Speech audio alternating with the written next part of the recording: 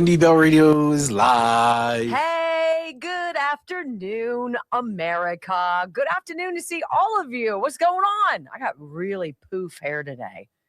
Oh, well. I swear to God, Brock and I are the only people in the city of Pittsburgh who are working today. Nobody else is anywhere. Certainly not the plow trucks. And let me give a little plow info for the people, for the city. Maybe you want to say to the people in the community, hey, if you have a private and you're willing to do secondary and tertiary roads, we'll pay you for that. Instead, you block every intersection that isn't on a main road. Thanks, Ultra. Yeah, I mean, it's crazy. It's crazy. So the city of Pittsburgh has apparently had 50 plow trucks out. We got more than a foot of snow. Right, which is 1,500 miles of city streets, which is nothing compared to what the hell is going on in parts of Tennessee, in Mississippi. The ice has been absolutely devastatingly deadly and has completely transformed. I took down all the trees. Like, imagine your neighborhood with all the trees gone. They're not coming back in your lifetime, you know? Just awful. Pittsburgh has 50 trucks, 37 of them broke down. You can't freaking make it up. But thank God, our property taxes went up 20%. And our county taxes went up 36%. So not just that, we're snowed in, and there's no way a plow is going to see our street in probably a week. Yeah. Well, you know, be safe out there in Pittsburgh. They're warming centers. I can't get out of my driveway. How am I going to get to a warming center? I swear I'm going to buy a blowtorch. Connect those dots for me. Like, how does that work? There was no possible contingency. Even if it happens once every 30 years, you don't practice? You don't have plans? All right, Earl, get over here. All right, what we're going to do, here's a map. All right, your truck number 1. Make sure your freaking truck is going to work. 2, 3, 4, 5, 6. You're going to take this area. You're going to take this area. Now, I want you to go get 5 buddies who want to make some good extra cash, who have whatever, ATVs, trucks of their own, can help on the secondary streets, like Brock said. Here's a novel idea. You have... It snows every freaking year, people. This isn't like, what? December 25th is Christmas? Who said that? How about this? As they go down the road, there's enough snow. Sure, plow it. And then when you get to a certain spot, hoist it and bring it up and dump it. And dump it in the trucks and let the truck go dump it. Like, this isn't brain surgery. You mean to tell me there's not some kind of a technology where you could dump it in a truck and the truck melts it? I don't know. Right? They have to have something like that. How about a guy just sitting on the back with a blowtorch? Go. That's what he said, blowtorch. I'm like, let's go. So we literally, it's up to here in our driveway on the sides. Poor Murphy has his little dingling hitting the ice and snow when he tries to go potty. Don't do bad mouth and big dingling hitting the snow. Potty. Aw. Sweet Poppy. He's so dumb. But I'm like, oh, come on. He dumped in the neighbor's yard this morning. He takes care of his... Good job, Murphy. Get back over here. Just kidding. It's so bad to say that. I did go... says a friend of mine uses his blowtorch. I need to get one. That's right. It. Wouldn't you just be like... Your neighbors would be like, what? And then they'd be like, 50. Oh, I think I might go home and snow blow the street. Because it's just dangerous. Because I can get to the top, but they plowed you in. And I have to wait to see if there's traffic coming. So you have to eke forward. Yeah. And then you get stuck because the snow's so high. Yeah. So Well, you're at a spot where people come barreling down a hill, or they come around the bend and the come buses, barreling up. No offense. I love you, bus drivers. You guys carted my ass around for a long time, but slow it down a little bit. Yeah, I was on the front end of a freaking Port Authority bus barreling down my street today. I'm like, dude, I've got no room. Do you not see the snow? I just burped. I'm sorry. Do you not see the snowbank? I had a beef jerky. The snowbank right now. I can't go anywhere, jackwagon. So take your big ass Port Authority bus and move yourself over just a scooch. Other than that, everything's great. My computer's. But you know what? We shouldn't complain. I mean, honestly, how bad is it? It's not bad. Is anyone's rumbles? Is it my computer? So I see we're up to 971. We've got just shy of 3. I don't know why we don't have 1 million people watching. Personally, what the hell else is everybody else doing? At least we're going to get informed, call out people behaving poorly and say, you know what? If you want to protest ICE, don't take a loaded gun and a couple of mags with you. And then who knows what happened? I don't know. But that'll be the next log on the fire, right? Next log on the fire. Pay attention to that, everybody. Not the frog. 5, 4, 3, 2, 1. Welcome to your daily dose of facts to fight off the liberal gaslighting. You can be in the middle of a hurricane. You have sanctuary in the city of Chicago. Or you can be on a calm day. North is still north. You could be in a thunderstorm. I am angry. We are not going back. Not ever. North is still north. People can yell at me. The hell with the Supreme Court. We will defy them. North is still north. It doesn't change fundamental things. And in this business, right is still right, even if you stand by yourself. We don't get fooled again. No. Live across the fruited plain and from sea to shining sea, we're converting the Marxist left 1 hour at a time on the Wendy Bell radio program.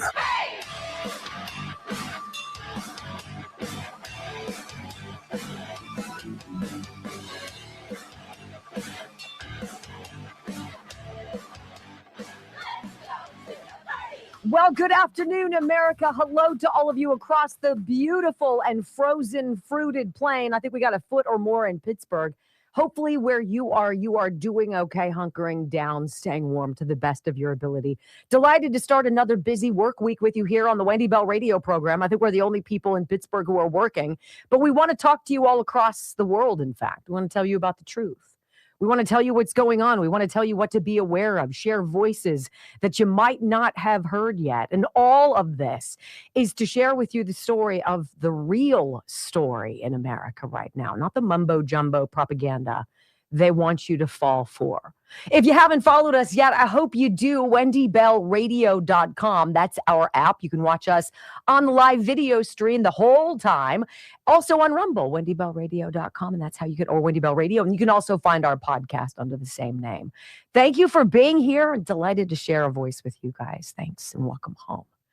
I pledge allegiance to the flag of the United States of America and to the republic for which it stands, one nation, under God, indivisible, with liberty and justice for all. Amen. Okay, so I want to stop everybody in their tracks right now. I want to think of one specific thing. I want you to imagine, if you will, whether you have to close your eyes, I am right now. It's kind of weird, but work with me. I want you to imagine if Kamala and Tim Walz had become president and vice president. I want you to think for a minute, knowing what you know now, knowing about all of the garbage in the last year and a half that's unraveled. Can you imagine what not just this country, but this world would be like? It would be a complete shite show. Yes? Yes. The deep state, imperialist, dark actors that walk among us with the little American flag pin on their lapel as though that is some symbol of allegiance to you and to me, right? Can you imagine where we would be in this country? More people would be streaming across our borders. It wouldn't be 20 million people. It would be 30 and then 40 and then America as we know it would be done. That was the goal. And I want to take you back to the very beginning of when this started. Now, this started in 2016 when they tried to derail then candidate Donald Trump. This happened with Russia, and all the nonsense that we watched that one singular man get dragged through And then they took us to 2020 and they expected us to believe that all of the madness with the mail-in ballots and a virus and stay home and all these things that didn't add up. And then January 6th and all that you and I were stupid and that we didn't see exactly what was going on. There was but one choice. And if you didn't show up in November of 2024 to vote for Donald Trump, this would be a whole different ballgame. We would have illegal aliens all over the place. And you would be paying for it. And the great replacement would indeed be on. See, the replacement would be your traditional Democrat voters with a new brand, a new breed from all over the planet, a new base of Democrat voters. That is what we were in for. And look at what they've done. They've overrun our cities. They've taken housing. They get free health care in California, at least at a minimum. We know they have driver's licenses and social security cards. And of course, they're voting in our elections, ladies and gentlemen. There is but one thing that has to happen, and it doesn't have to happen in Minnesota. And it doesn't have to happen in California. It has to happen all over this country. We must pass the SAVE Act. We've got to be able to protect our elections because they plan to do it again. And this is the last stand. They are fighting in the streets so that the illegal aliens that they used your money to bring over here to then rip you off and get all the freebies that you don't get while you get finger wagged by progressives for being racist or hateful or discriminatory. And you're like, wait a minute, pal. I work hard for my money. I'm not paying for somebody else's free ticket. I've got a family. Back off. And this is the crossroads where we are. Now, the left wants you to believe it's all about fighting ICE in the streets. Well, I want to tell you a little something about what real protest is all about because it's going on right now and it's been slaughtered in Iran. Have you guys seen this? Look, think in your mind about the people that you see, the white college-educated, toxic, progressive Democrats that are out there protesting the removal of dangerous illegal aliens who break our law, hurt us, and steal from us, right? So as you wrap your mind around that situation going on in Minneapolis and training for some militant resistance near you, there's one tonight in Pittsburgh at 8 o'clock, by the way, right? Think about that and then think about Iran. You want to talk about what people protest and what real consequences are like in a city that has, or in a country that has a real dictator, a real king, a real tyrant, and not a Donald Trump who hugs the flag and kisses it. Disturbing reports have surfaced as Iranian internet access is gradually restored following days of total communication blackouts. An increasingly horrifying picture of atrocities virtually unparalleled in the 21st century is being revealed, further intensifying public fear, anger, and revulsion. According to sources, numerous injured protesters were not taken to hospitals, but to forensic morgues while they were still alive and transported by truck to a hangar facility. Among them, several were still breathing. In a shocking revelation, the Iran Human Rights Documentation Center has reported the case of a young wounded protester who survived by pretending to be dead inside of a body bag. He heard gunshots being fired at wounded civilians who moved or who moaned while being held in body bags. Fearing he would be next, he remained motionless in the bag for 3 days, till a crowd of families stormed the site in search of their loved ones, enabling him to escape. A forensic medicine specialist from Tehran told the Media Line that the level of brutality displayed by the Islamic Revolutionary Guard Corps in killing wounded protesters who were piled atop one another in hospital corridors was so extreme that many healthcare workers suffered severe psychological shock. They witnessed how wounded individuals who were still alive were transferred to morgues and placed in body bags. He also said he heard from other physicians that wounded patients were killed by the IRGC forces.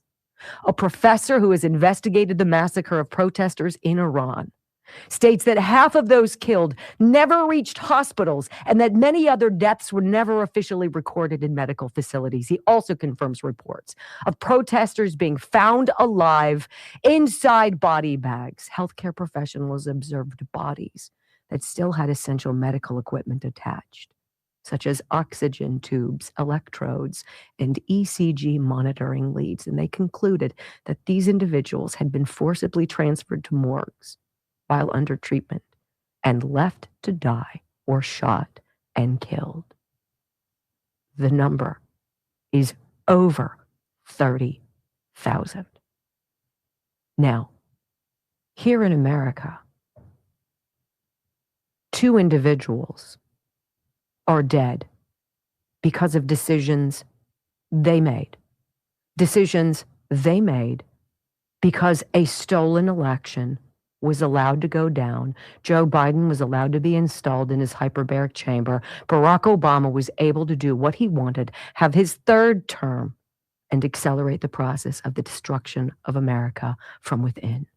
These things would not have happened if the deep state had not done that. Had they not gunned for Donald Trump in 2016, if Hillary Clinton hadn't done what she had done, James Comey, all of them, my friends. So as everyone points to Donald Trump as being the boogeyman in all of this, he, my friends, is the white horse, the savior, the only chance. And because of him, other countries around the planet are straightening themselves out and seeing the danger from within. By the way, right before we went on the air, I saw in the UK where immigration is absolutely insane, and so is the danger. They've just approved 15-minute cities. That was going to be America until you showed up. When we come back on the Wendy Bell radio program, let's hear from the older millennial. He's got about $1.17 to tell you what's going on really in Minnesota. And then we're going to talk about all of the law enforcement protests. You know, large majorities of Americans agree on what is acceptable protest and what crosses the line. And what crosses the line usually gets you killed. Next on the Wendy Bell Radio Network. Oh my gosh. Silver and gold. Yeah. Was I just reading your mind? Yes. Holy cow. Is silver now at 115? You're coming up on a quadrupling of the value of your silver bar. That's crazy. Gold is over $5,000 an ounce. This is nutty. This is every single day. I'm like, now's the day. Now's the day. Now's the day. Now's the day to call Texas Bullion Exchange. Look, WendyLovesGold.com. It's super easy to remember. Wendy loves gold. I do, right? I love gold.com, and I love Texas Bullion Exchange because they educate and they help you plan. It's not like it's like a lot of places is like going to a surgeon, right? They're all hot on you right now when you're having an operation. And then once it's over with, they're like, peace out, never see you again. You don't want a precious metals guide to be somebody who just wants you to buy once and then shines you on and never returns your call. You want somebody who wants to have a relationship with you because you want to keep buying.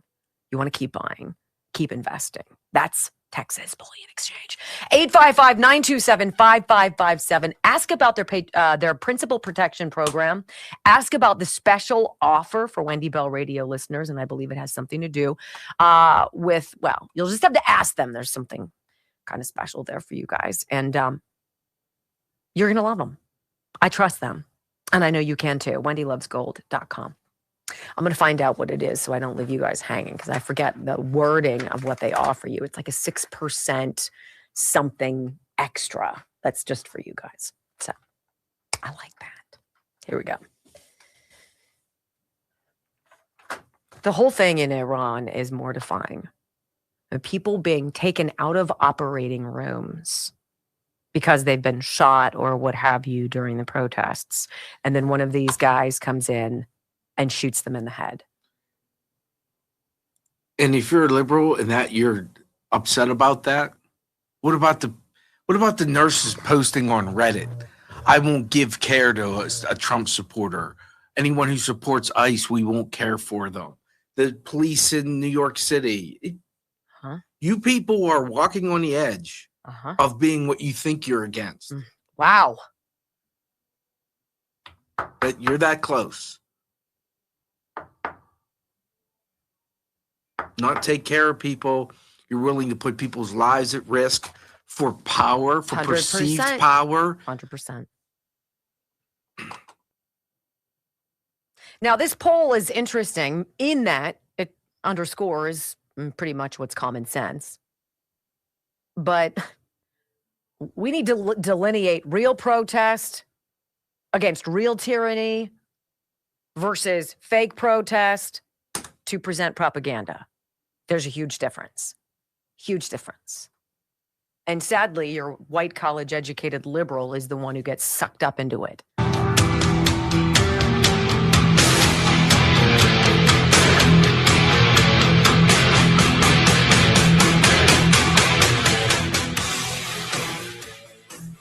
Okay, so I'm the first to admit I'm not in Iran any more than I am in Minneapolis, and I can tell you what happened that cost a 37-year-old dude his life over the weekend. I mean, we're going to talk about these things. But if you look at them scrutinizingly at 30,000 feet, right, you can see what's going on. And when you look at it vis-a-vis real tyranny, real dictator, garbage, life and death stuff in Iran, that's what actual protest is. What's going on here in America, it's political theater. It's propaganda. It's based on no facts, but only feelings. And the older millennial knows exactly what's happening. He's like, look, this is called domestic terrorism.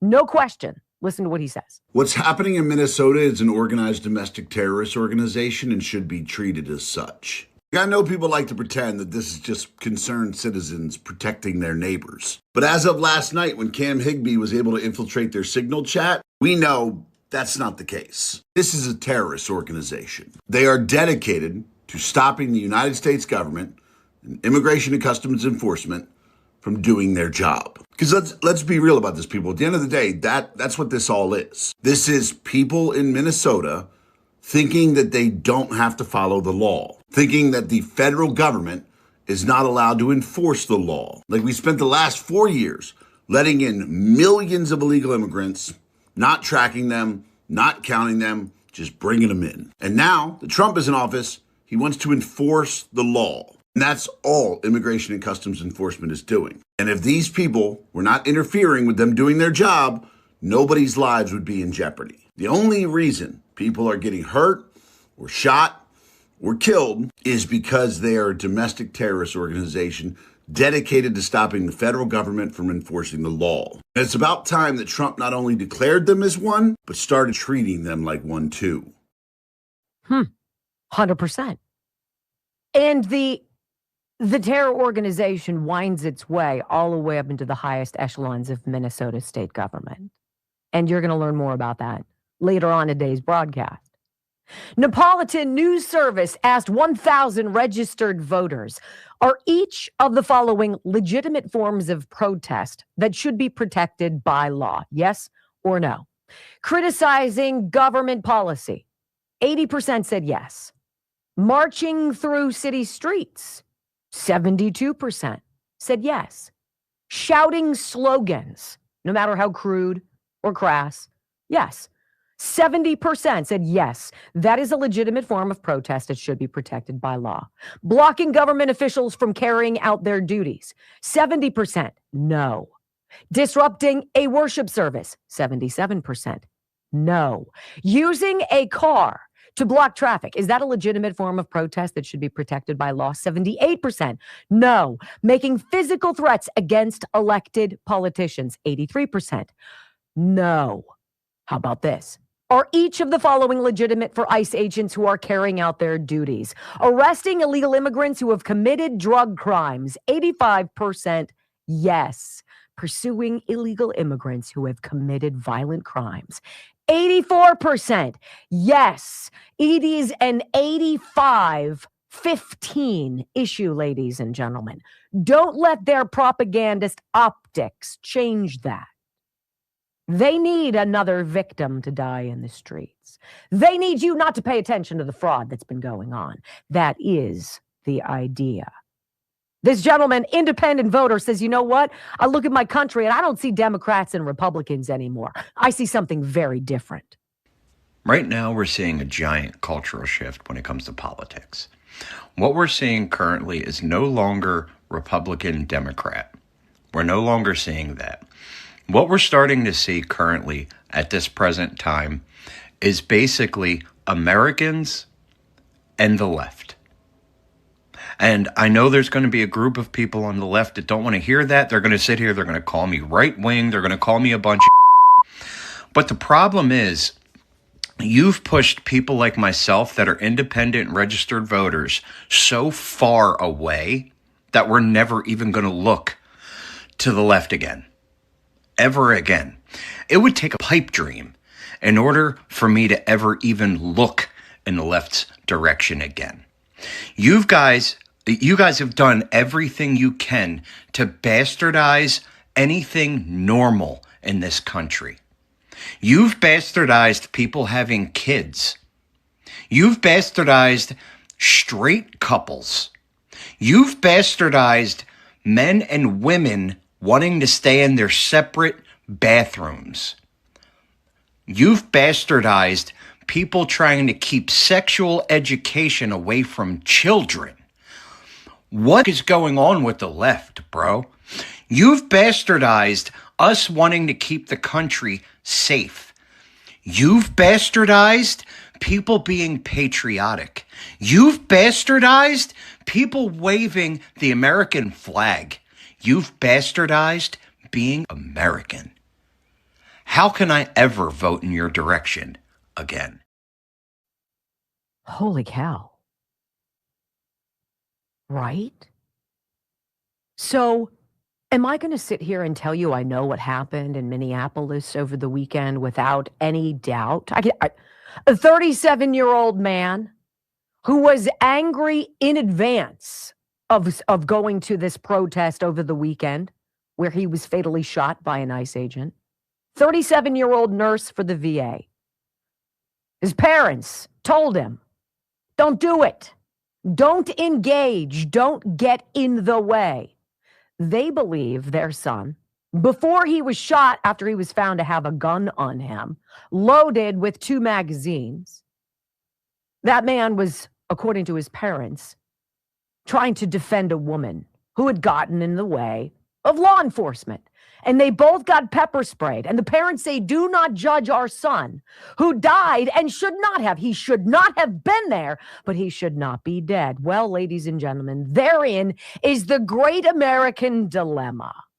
When we come back on the Wendy Bell radio program, my friends, let's hear from those parents what they said about their son's intentions. It's horrible. It was preventable. Next on the Wendy Bell Radio Network.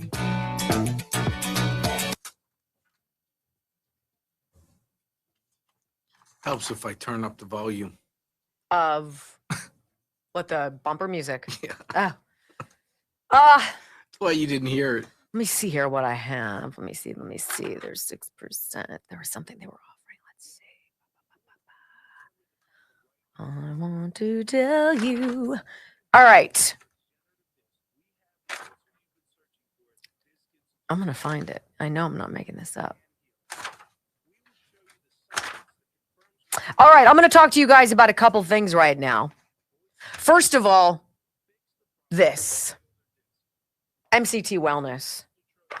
So I'm noticing more and more on my social media feeds, the medical realm. There are 2 main stories going on right now. One has to do with adverse effects from the COVID jab. More people are talking about more reality that's been covered up that you and I have spoken of freely for years, right? And the other side is like worried about what are the long-term effects of these shots that people are taking to lose a lot of weight. How does that affect your body in the long term? Because nobody knows, right? This is where I'm so grateful to have Dr. Stephen Gundry as a partner on this program because, first of all, he's a phenomenal physician. He is a cardiothoracic surgeon whose specialty is pediatric heart transplants. How he had the free time to research making a drink, a powder that you could put in with water, shake up and enjoy, and then have it completely stymie your cravings, your hunger, all of the reasons that make you want to impulse eat or what have you, done. And it's delicious. And you're going to love it. And I look forward to it. So think about it's a dietary supplement. Think about this instead of maybe those shots and what have you that we really don't know a lot of long-term information about. Dr. Gundry does know that for the last 20 years that he's been putting this out there since he lost his 70 pounds drinking MCT Wellness, that it works and that it's safe. You can get this, and I love it. I drink it every single day, and I do not get hungry. thehealthyfat.com/Wendy. thehealthyfat.com/Wendy. And there's a nice discount in there. Let's see. So, you guys are so wild with our sniper pimp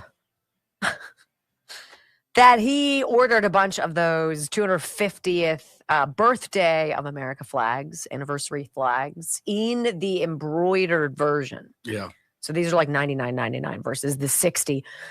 If you're looking for a beautiful flag to proudly put outside, and you know what? I always wondered that. I don't know many Democrats that have flags outside their homes. Do you? I don't. And I look in my neighborhood and I know the registered Republicans in the neighborhood because there are few of us. We all have flags. All of us. What is that?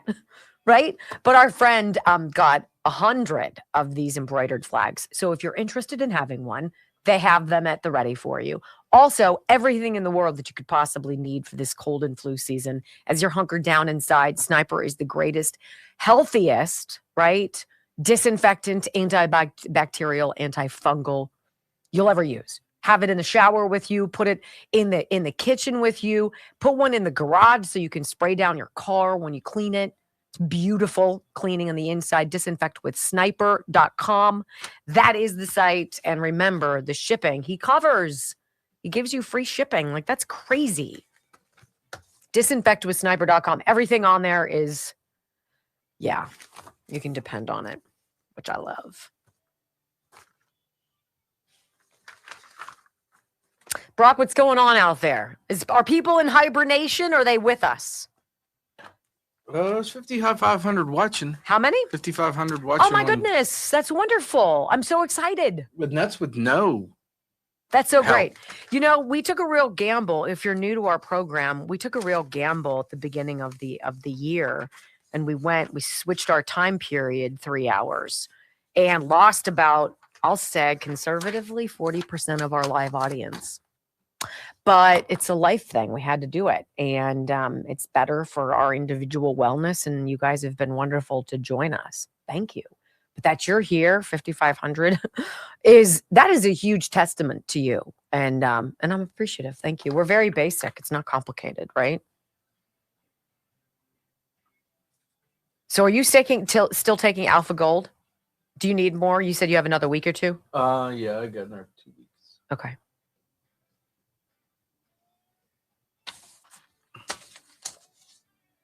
My boy's back today.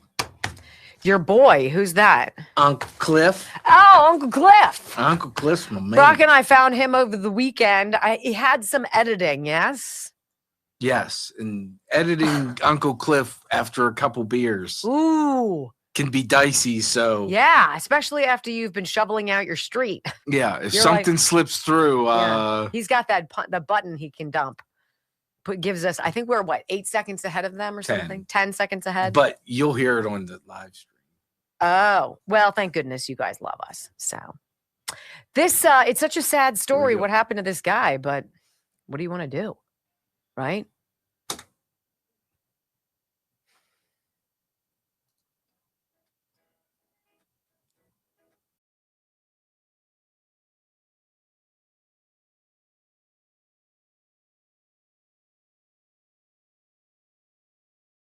I think it's gross how the left uses its brainwashed, progressive, toxic chicks and white people.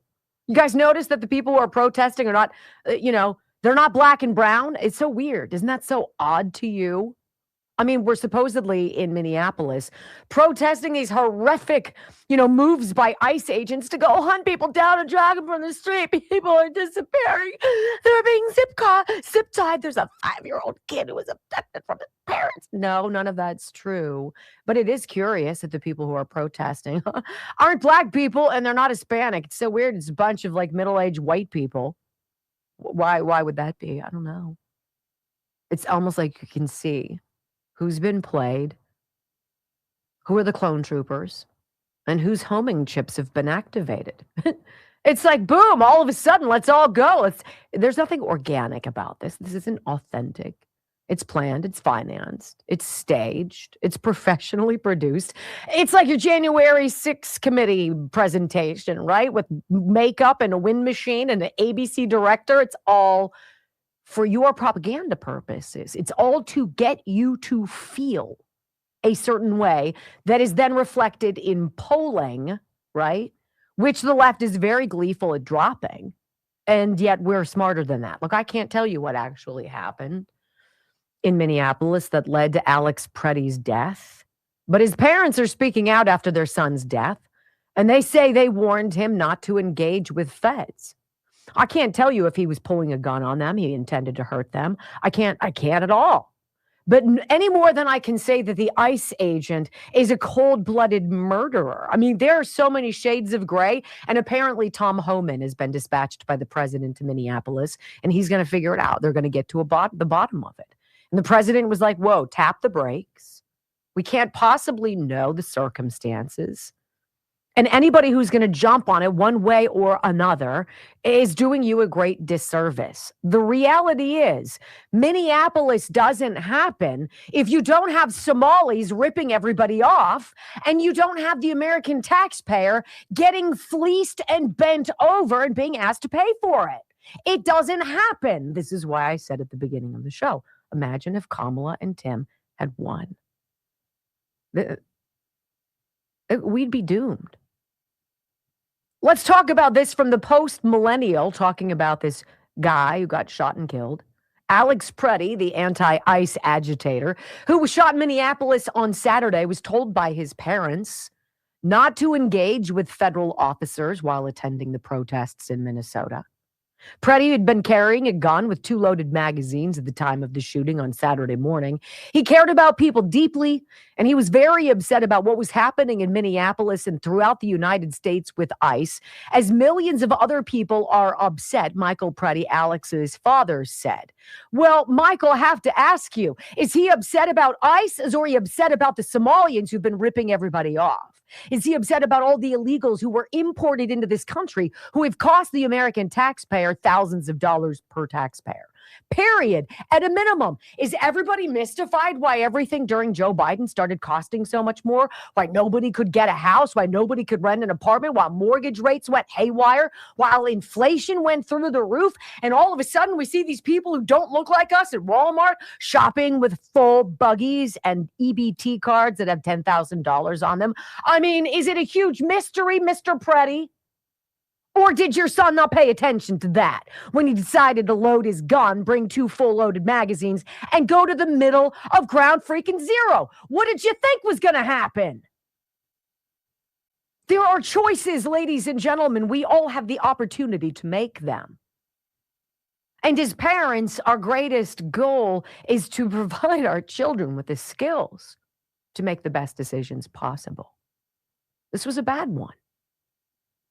Michael Preddy, Alex's father, said he felt that doing the protesting was a way to express his care for other people. Well, that's all well and good. But where does that care, where does that mesh with common sense? In recent conversations with their 37-year-old son, Freddie's parents had told him not to engage with federal officers. We had this discussion with him 2 weeks ago or so. He said, go ahead and protest, but do not engage. Do not do anything stupid. Basically, Michael Preddy added, per CBS News. He said he knows that. He knew that. Family members of Preddy said that he owned a handgun, that he had a permit to carry in the state of Minnesota, but had never known him to carry the firearm. Curious. The shooting came as ICE agents were conducting an operation. Wait for it. What were they doing? Dragging somebody out of their house, tearing them away from their kids? No. They were detaining an illegal immigrant with a violent criminal history. How dare they? I mean, right there, that's the whole point. That's the whole point that these people miss. That's the point. This never would have happened if they hadn't stolen an election, opened the border, and said, come on in a revolving door. If they had brought in criminals from all over the planet and hadn't cared at all about us. I want you to hear Uncle Cliff. Uncle Cliff knows what's really going on in Minnesota, what people are really protesting. Amazing how these people on the street. This dude's a felon. Yeah, he's not formally educated. Yes, but my, does he make a lot of sense? So I'm really starting to wonder, what are they really protesting? Because it started out as we don't want ICE here, so you were really not wanting illegal immigrants to be feeding off of your community. Okay, I don't know how you'll twist that to make that make sense.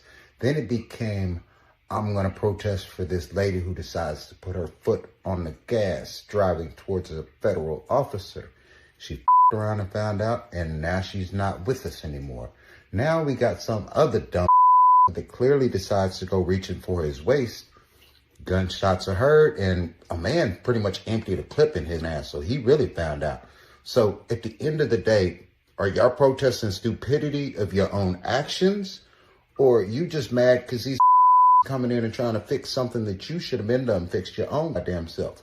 Make it make sense. Right now, y'all just a lot of up and stopping people from doing their jobs and making a monstrosity of yourself online, because the rest of the world is looking like y'all some dumb and y'all in the code doing it too. So, man, prayers for the out there freezing their ass off trying to do their job, and I hope you decide to get some common sense and take your ass home and leave them people alone, and we'll see how this ends. But now I'm in Missouri chilling. Your feelings. It is what it is. Yes. You realize that the outrage that you're exhibiting, that's getting yourselves killed, is made by the very people who are trying to get you to be outraged so that you go protest and get yourself killed. Do you see that? Like, that made perfect sense to me. Did that make perfect sense to you? Border Patrol Commander Greg Bovino gives update on the shooting of this armed man and the ensuing riots, and slams the mayor, Jacob Fry, over inflammatory comments. Is there one person out there who believes that Jacob Fry, the mayor of Minneapolis, Tim Walz, the loser governor of the state, Keith Ellison, the failed attorney general, Ilhan Omar, the now $34 million congresswoman from Somalia, does everybody see what's going on? Of course, they're protecting the grift, the money, all of it, and they need you fighting with the smoke in your eyes so you can't see how loaded they are. Border Patrol Commander Greg Bovino provided more details following the fatal shooting of this Minneapolis guy. Blah, blah, blah, blah, blah. So this is what he was doing.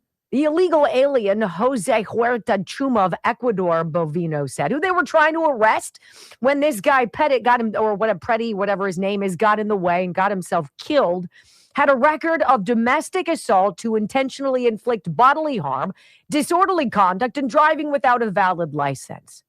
Okay? Bovino said that Alex Jeffrey Preddy appeared to be trying to do maximum damage and massacre law enforcement with a 9mm semi-automatic handgun and 2 fully loaded mags when he was shot dead. And then about 200 rioters arrived at the scene and began to obstruct and assault law enforcement, he confirmed. Crowd control measures have been deployed for the safety of the public and law enforcement. This doesn't happen if those people stay home. Period. Last. End of the story. I want you to hear this gentleman. He's like, look, what we're being told is going on in Minneapolis would change in a heartbeat, and it would change all across America. These protests would stop. People would stop putting their life in their hands and freezing their tails off in sub-zero temperature to agitate law enforcement. If one thing were flipped in this script by the president. Listen. I think Donald Trump should tell everyone who came in this country illegally that if they vote Republican, he will give them citizenship. And watch how fast the Democrats want them out of the country. Amen. 100%. Honestly, if Donald Trump said, you know what? Whatever, you're right. We'll take these people. I'm sure we'll teach them how to code, right? We'll teach them how to code. And they'll vote Republican and they'll get all these freebies. I think you guys are right. Are you kidding me? The left would lose their ever-loving minds. It's almost like everybody with common sense sees exactly what's going on, except your white, college-educated, toxic liberal who's falling for it lock, stock, and barrel. It's crazy. It's just absolutely nutty. Here's another gentleman. He's like, look, there's a very easy way to determine if somebody's a real activist or a fake one. Let's go. If you want to know if you're a real activist or a fake activist, just do this little test right here and ask yourself this. If ICE was deporting MAGA people, would you be protesting in the streets or celebrating in the streets? Would you be saying, they're targeting U.S. citizens who pay their taxes and not breaking any laws? Or would you be saying, bye? If MAGA people were stalking, harassing, intimidating, and assaulting federal law enforcement, would you still be calling them protesters? Or would you be calling them agitators, provocateurs, criminals, and terrorists? If you think a 115-pound unarmed woman jumping through a window deserved to be shot, but not a woman driving a 2,000-pound weapon into an officer, congratulations. You're a fake activist. 100%. 100%. And perhaps the most succinct soundbite that underscores where we are and how dangerous it is. Here's Vice President J.D. Vance. But my guess is the same as yours. And look, left-wing violence is a problem in this country, Jesse. We've said this time and time again. My dear friend Charlie Kirk was murdered by a left-wing radical. The President of the United States was almost killed a year and a half ago. And then again, a few months after that, we have a real crisis where there are far too many left-wing people who don't want to debate, who don't want to disagree, who don't want to try to persuade their fellow citizens. They want to try to kill their fellow citizens, and that's a real problem. And think about it. The gathering of conservative Republicans at the Capitol on January 6, 2021. It was not violent, so they had to fire rubber bullets into the crowd and smoke canisters and get undercover FBI agents who were dressed like MAGA, wrapped in flags, right? Pushing against them. So people got agitated and got angry. And then things got, they had to gin it up. And the Democrat side, progressive side, this violent thing seems baked into the fabric of who they are. What is going on? When we come back on the Wendy Bell radio program, so that's how anti-ICE domestic terrorists are tracking down agents. They have access to the national license plate database. Are you kidding me? The real danger for the good guys. Next on the Wendy Bell Radio Network.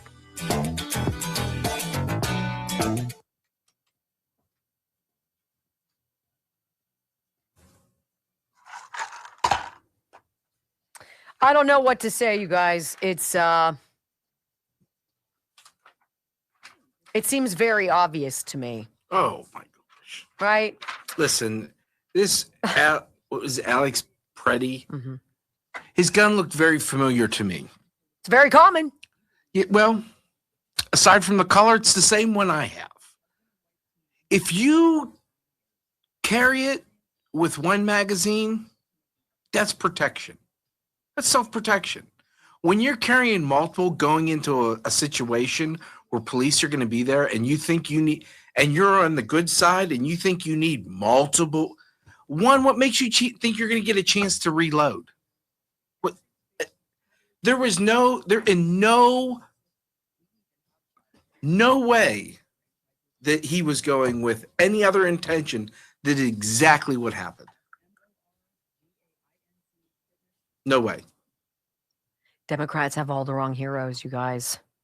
I want to tell you about Bloodflow 7, bloodflow7.com/Wendy. Write it down, plug it into your toolbar, and then bookmark it and come back to it if you're not ready to try this yet. I'm going to tell you at the age of 55, I noticed the difference in my everything in a matter of 48 hours. I took it after working out with my trainer. 2 days later, I went back after being on Bloodflow 7 for 3 days. I take 2 capsules, and I could tell immediately, cardiovascular, I had more stamina. I could ride the bike faster, harder, longer. Usually I'm like, made it through. I could do more reps, greater weight, and it started going up and up and up and up. And I have not looked back to the point now where the woman who trains me is like, I don't know what you're doing, but I want it. And so I gave her a bottle of Bloodflow 7. She looked at the ingredients. She's like, this is some really good stuff in here. I'm like, mm-hmm. It's got nitric oxide. That's what it is. It makes your blood vessels open, more blood flows. You notice it. There's a version for men. You can imagine the benefit for men beyond just sheer exercise, working out, and stamina, right? All of it. Bloodflow 7 for men. It's called Alpha Gold Male. Same thing. And you can get one of these and one of those together in the same order. Then there's this Peak NAD Plus. All right. NAD is a coenzyme found in all living cells. It's great for inflammation control, DNA repair, and metabolizing energy. After you work out, you take this, you recover faster. It's a add-on. It's an absolute one to the other. Boom. You don't want to feel old. Bloodflow7.com/Wendy. Period.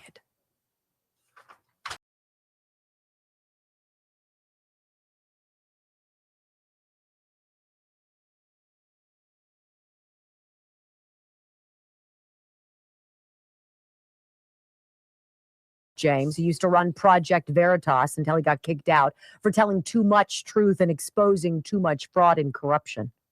And so now he's on his own with OMG, O'Keefe Media Group. He's the guy who uncovered the smurfing operation with Act Blue, where unsuspecting seniors in the middle of nowhere, Wisconsin, were given apparently hundreds of thousands of dollars in tens of thousands of individual donations every year to Act Blue. Think that's fishy?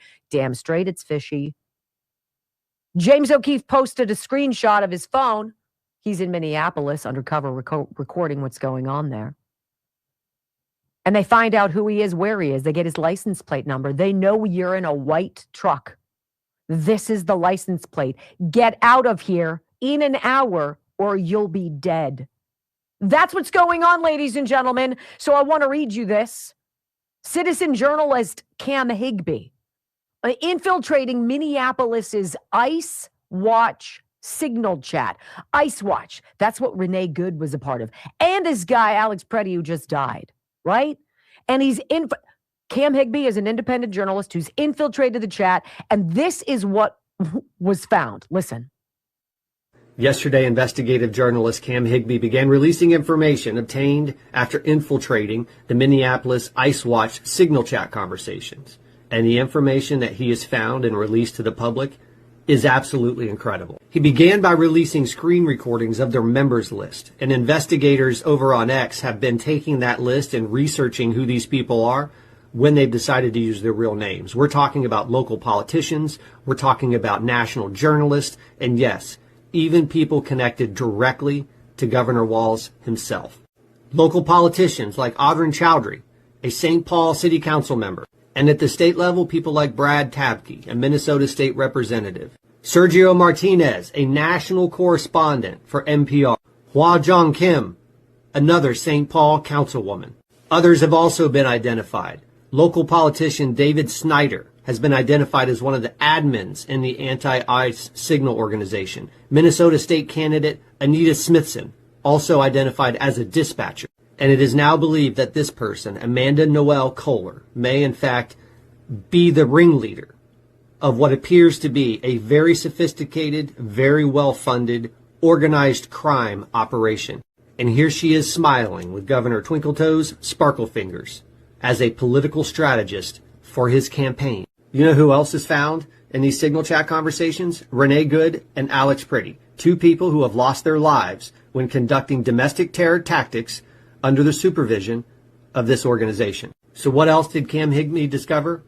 Well, it appears as though they had direct access to the National License Plate Identification Network, which can only be obtained with cooperation through law enforcement or somebody embedded in law enforcement that has access to that database. They also know the exact timing and movements of law enforcement and shift changes, information that can also, again, only be learned when you have people embedded in law enforcement. So you've got local politicians, you've got national media, you've got coordination with local law enforcement, and you have a connection directly to the governor's office. So now I understand why the Department of Justice has been demanding records through subpoenas to a grand jury of St. Paul, Minneapolis, the governor's office, the attorney general's office, and the mayors of those two cities and local prosecutors.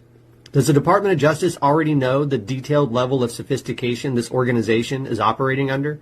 And are they looking for additional information so that they can start making arrests? And just think about it. All of this organization, all of this money, all of this insurrection, simply because one person walked into a state and found billions of dollars of fraud. That's what it's all about, covering up the fraud. They're running out of money, ladies and gentlemen. The Democrats have nowhere else to go. They can either stick it to you and have you pay, which is what they're doing, and that just got exposed. Or they can do what? Take out loans like the DNC did because they blew it all on Kamala Harris. This is James O'Keefe's text. We know you're in Minneapolis. This is what he got on his phone. We know you're in Minneapolis. You're with O'Keefe and his crew of Nazis. You're in a white Ford license plate, blankety blank, from Florida. You have 1 hour to leave or you're dead. This is domestic terror tactics. I want you to hear Anonymous describe Tim Walz. Welcome to the race, Tim Walz. Let's make sure America knows who you are. You helped ignite the George Floyd riots, the worst the country had ever seen in decades. While Minneapolis burned, you stalled on deployment of the National Guard for an entire day, blaming the city for not submitting the right paperwork. You let your daughter leak the Guard's deployment plans online so that rioters would know how long they had to loot the city with impunity. Minneapolis is a war zone because of you. Just days after the attempted murder of Donald Trump, you called him and his supporters fascists, egging on the same rhetoric that led him to being shot in the first place. You have overseen some of the most radical youth trans surgery laws in the country. Under your leadership, teenagers can get their breasts chopped off and get sterilized, and your government calls it health care. You have the most radical abortion laws in the country. 0 limits. Every year, 5 to 6 babies are born alive and then murdered legally under laws you support. On immigration, you famously said you wanted to provide a ladder so invaders can come over Trump's wall. You are a radical open border zealot. Also during COVID, you approved $500 million in hero pay for frontline workers, only to have 40% of that money go to people who were ineligible or, in many cases, literally deceased. In the White House, you were Pelosi's sidekick and did whatever the Democrats demanded. You will try to disguise yourself as a folksy Midwestern moderate. In reality, you are a white male version of Kamala Harris, radical, inept, undeserving to be in leadership. And can you imagine how close we were to having those two dangerous, not just morons, but communists in charge? I don't say that lightly. When we come back, the media are playing a very dangerous game. Jake Tapper gets burned live next on the Wendy Bell Radio Network. You know, and it's interesting, too.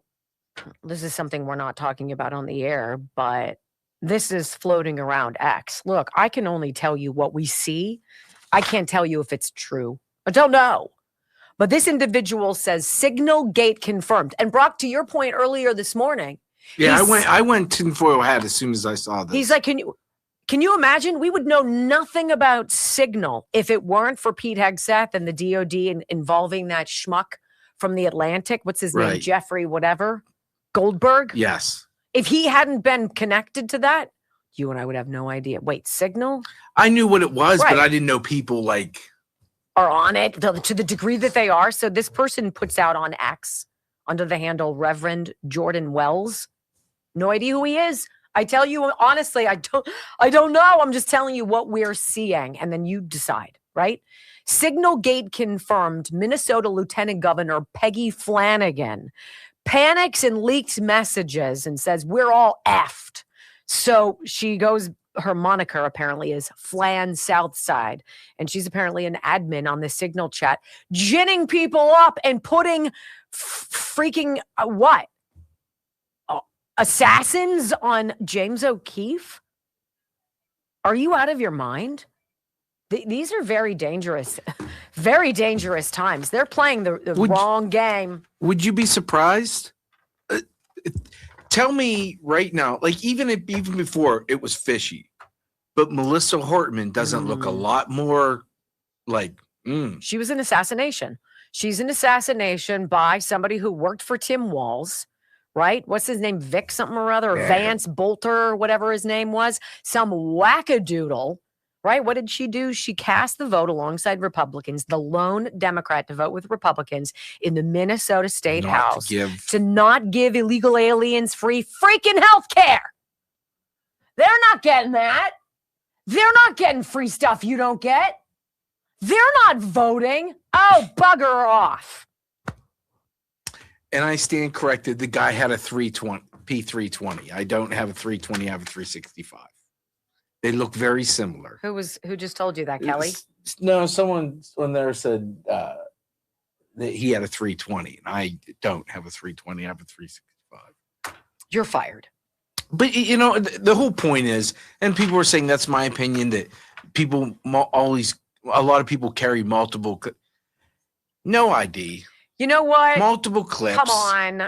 The Antifa thing is not to carry ID. They tell you don't carry ID. So you're going to carry a gun, but no gun permit or your ID and extra clips. I don't know. I'm calling bullshit on that one. You know what? George Floyd made 1,000 bad decisions leading up to his death. Now, you could say it was Derek Chauvin kneeling on his neck. That was it. But that erases an awfully big timeline and a lot of things precipitating that. And by the way, look at the autopsy, because that's not what killed him. If we're being honest, they need unrest. Unrest is the greatest way to pull shit off that people aren't paying attention to. You know, and you gotta think about the Somali thing. It's like you're being roadrunnered and coyoted with Acme. Acme is that's the frying pan to your face.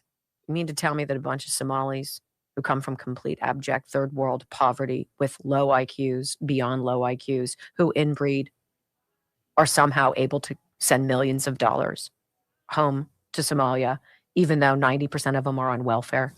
Where are they getting the money? It's almost like it's so stupid. And you're like, come on, but you wanted me to go and fight you in the street over ICE. Okay. No. I want to tell you about the Healthy Cell. Look, I don't like even taking Advil and Tylenol. I don't like things that come from the store. I don't take NyQuil anymore. I usually don't take over-the-counter stuff, and I'm not on any prescriptions. I have a robust distrust for pharmaceuticals. And I feel better when I can go around them and instead change my attitude. Like, for instance, having 2 very strong tequila drinks ends up making you feel lousy the next day. I really just going to feel lousy the next day and nurse my wounds rather than taking an Advil or a Tylenol. It's my fault. The Healthy Cell is the ultimate partner of this program.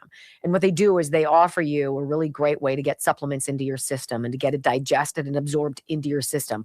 Why are we taking pills when a lot of people don't digest those pills very well, when you can take them in a microgel form instead?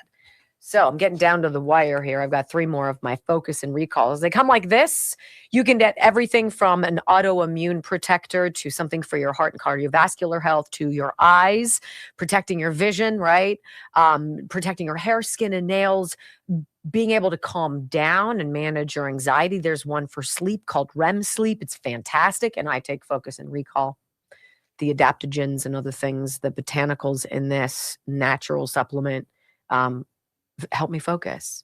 so I can talk to you and I don't weave out into the, hinterlands and not come back. I love this company. I believe in this company. HealthyCell.com/Wendy. Wonderful products that I think you're going to really, really enjoy.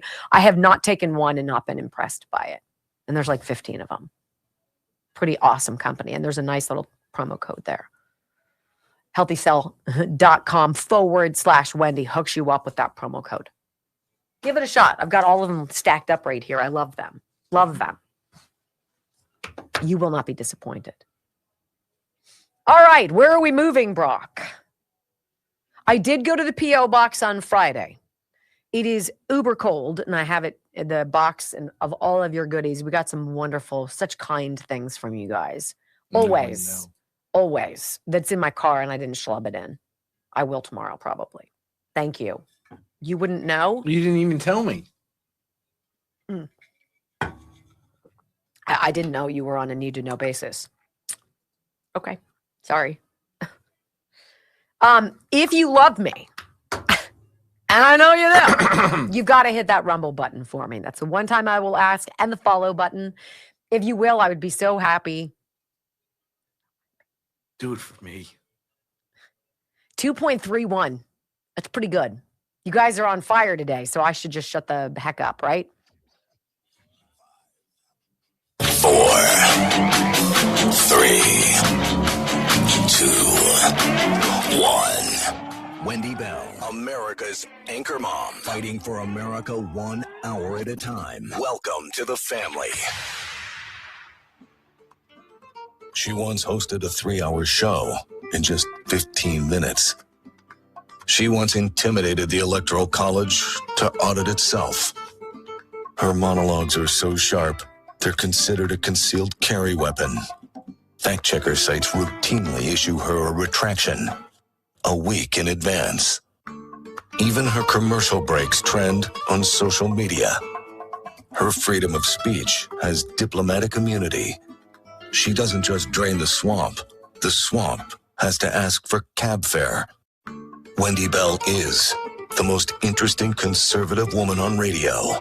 Keep rumbling, my friends. 3 hours of bold truth and excellence. You've just signed up for the WBR Army. Strap in. This is the Wendy Bell radio program.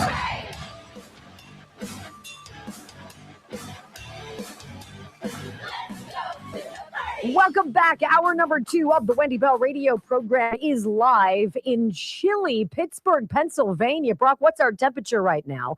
This is like the warmest day of the week. What are we at?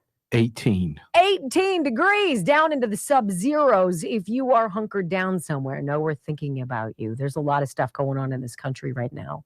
And I know a lot of people are worried and they're scared, and we're thinking about you.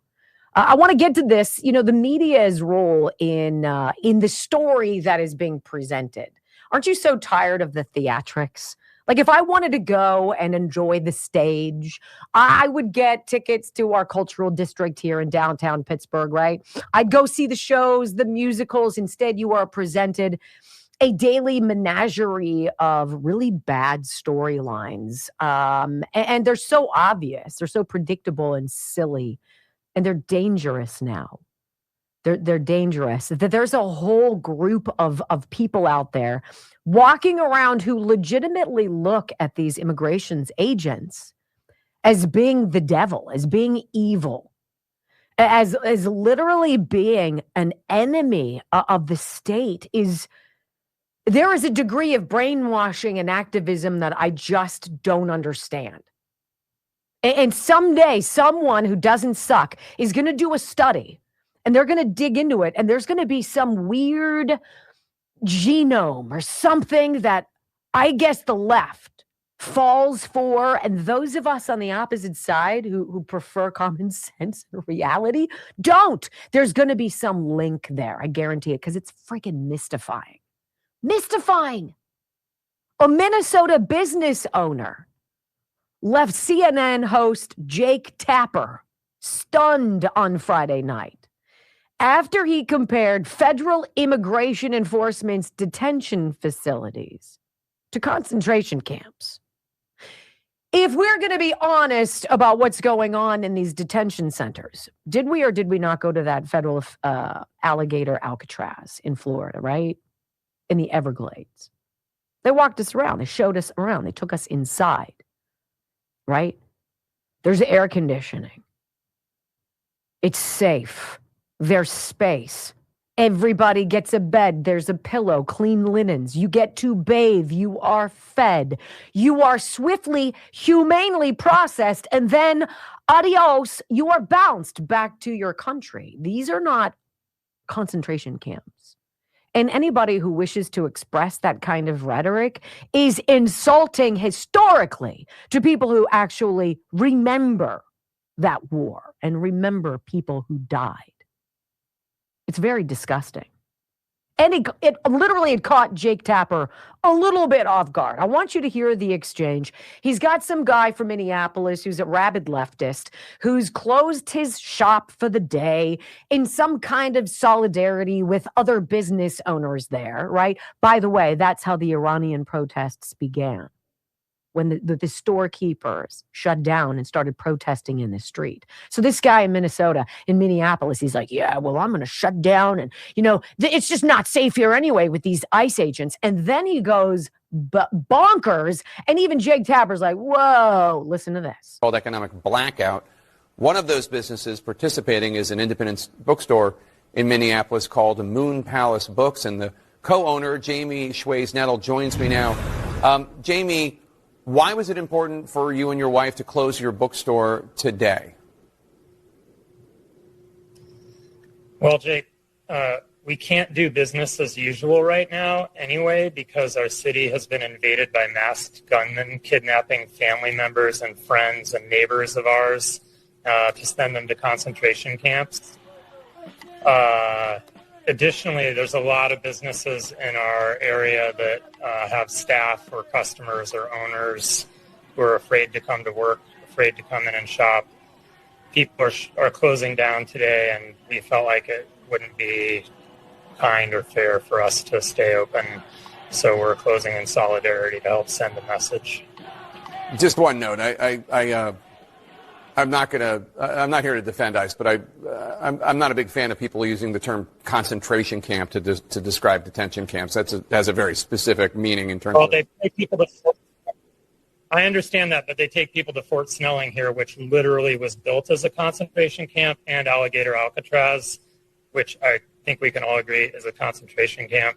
Not saying they're Dachau. I'm not saying they're putting people in ovens yet, but these are concentration camps. Okay. I don't need to argue with you about yeah. There are a million ways to handle that, but I want to tell you something, Jake Tapper.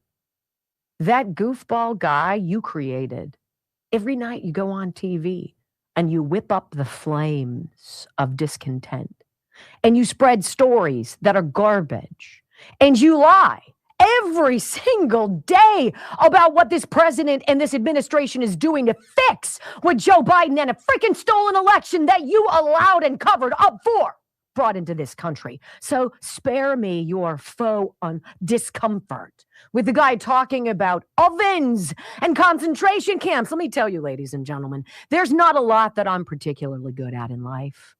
But I was a damn good television news anchor. I'm going to tell you how somebody who's a professional handles a haywire interview.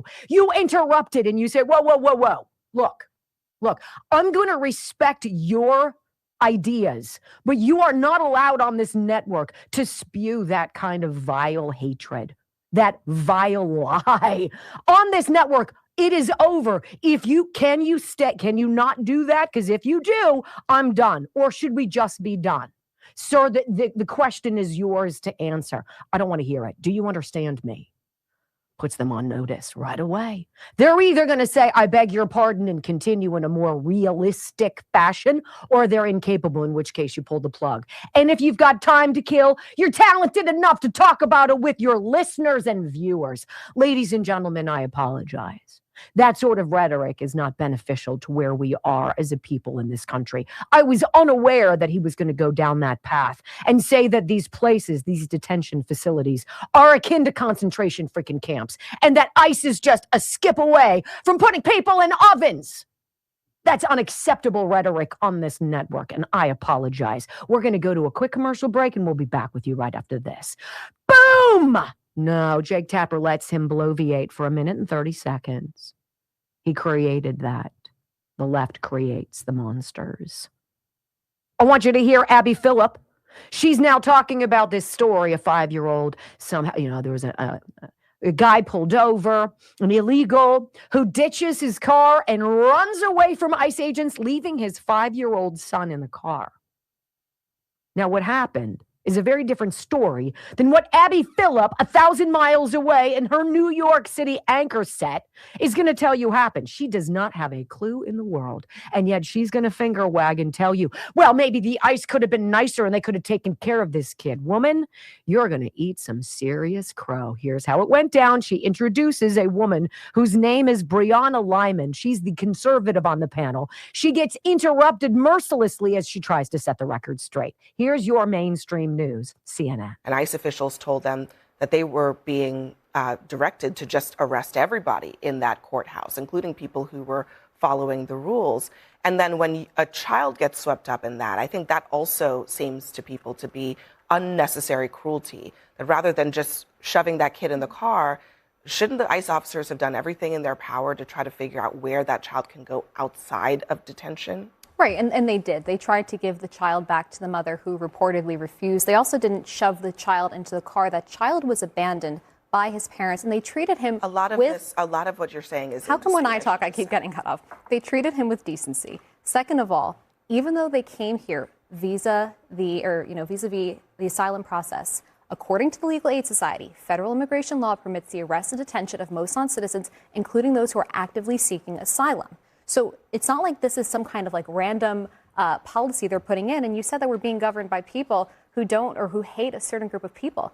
We're being governed by a government that actually loves the people of America. It loves her sovereignty. We are a nation of laws. Our immigration laws were duly enacted by Republicans and Democrats. If you don't like them, that's okay. But then you should go out and either elect a different representative to change those laws, or you should go and petition your government at the office. Okay, so I want you to hear from the Border Patrol themselves what really happened with the case of this little boy, because Abby Phillip should suck it. This week, ICRO conducted targeted enforcement operation to arrest Adrian Alexander Conejo Arias, an illegal alien who was released back into the interior of the United States by the previous administration. When officers approached Conejo Arias, he and his child were in a vehicle.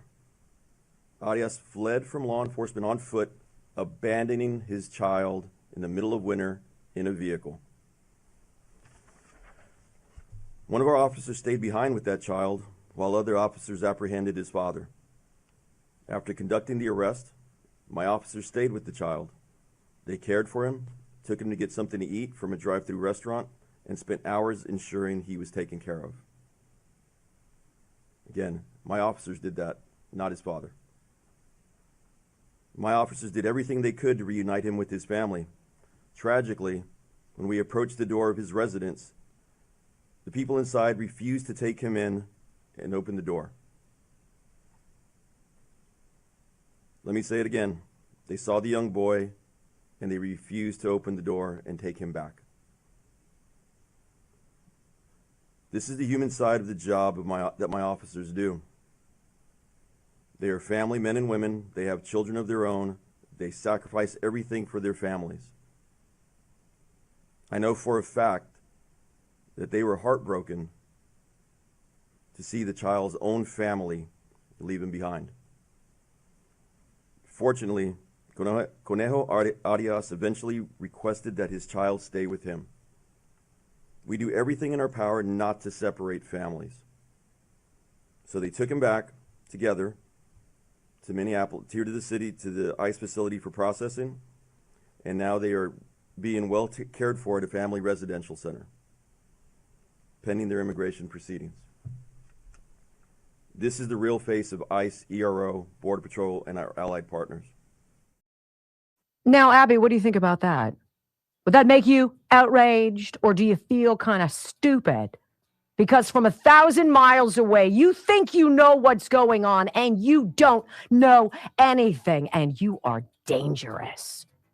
When we come back on the Wendy Bell radio program, there's something interesting about what is happening in Minnesota. A common sense guy pays attention to who the Minneapolis protesters are and who they are not. And a little Rasmussen poll shows that removing illegals who've committed violent crimes is a pretty popular idea. Next on the Wendy Bell Radio Network.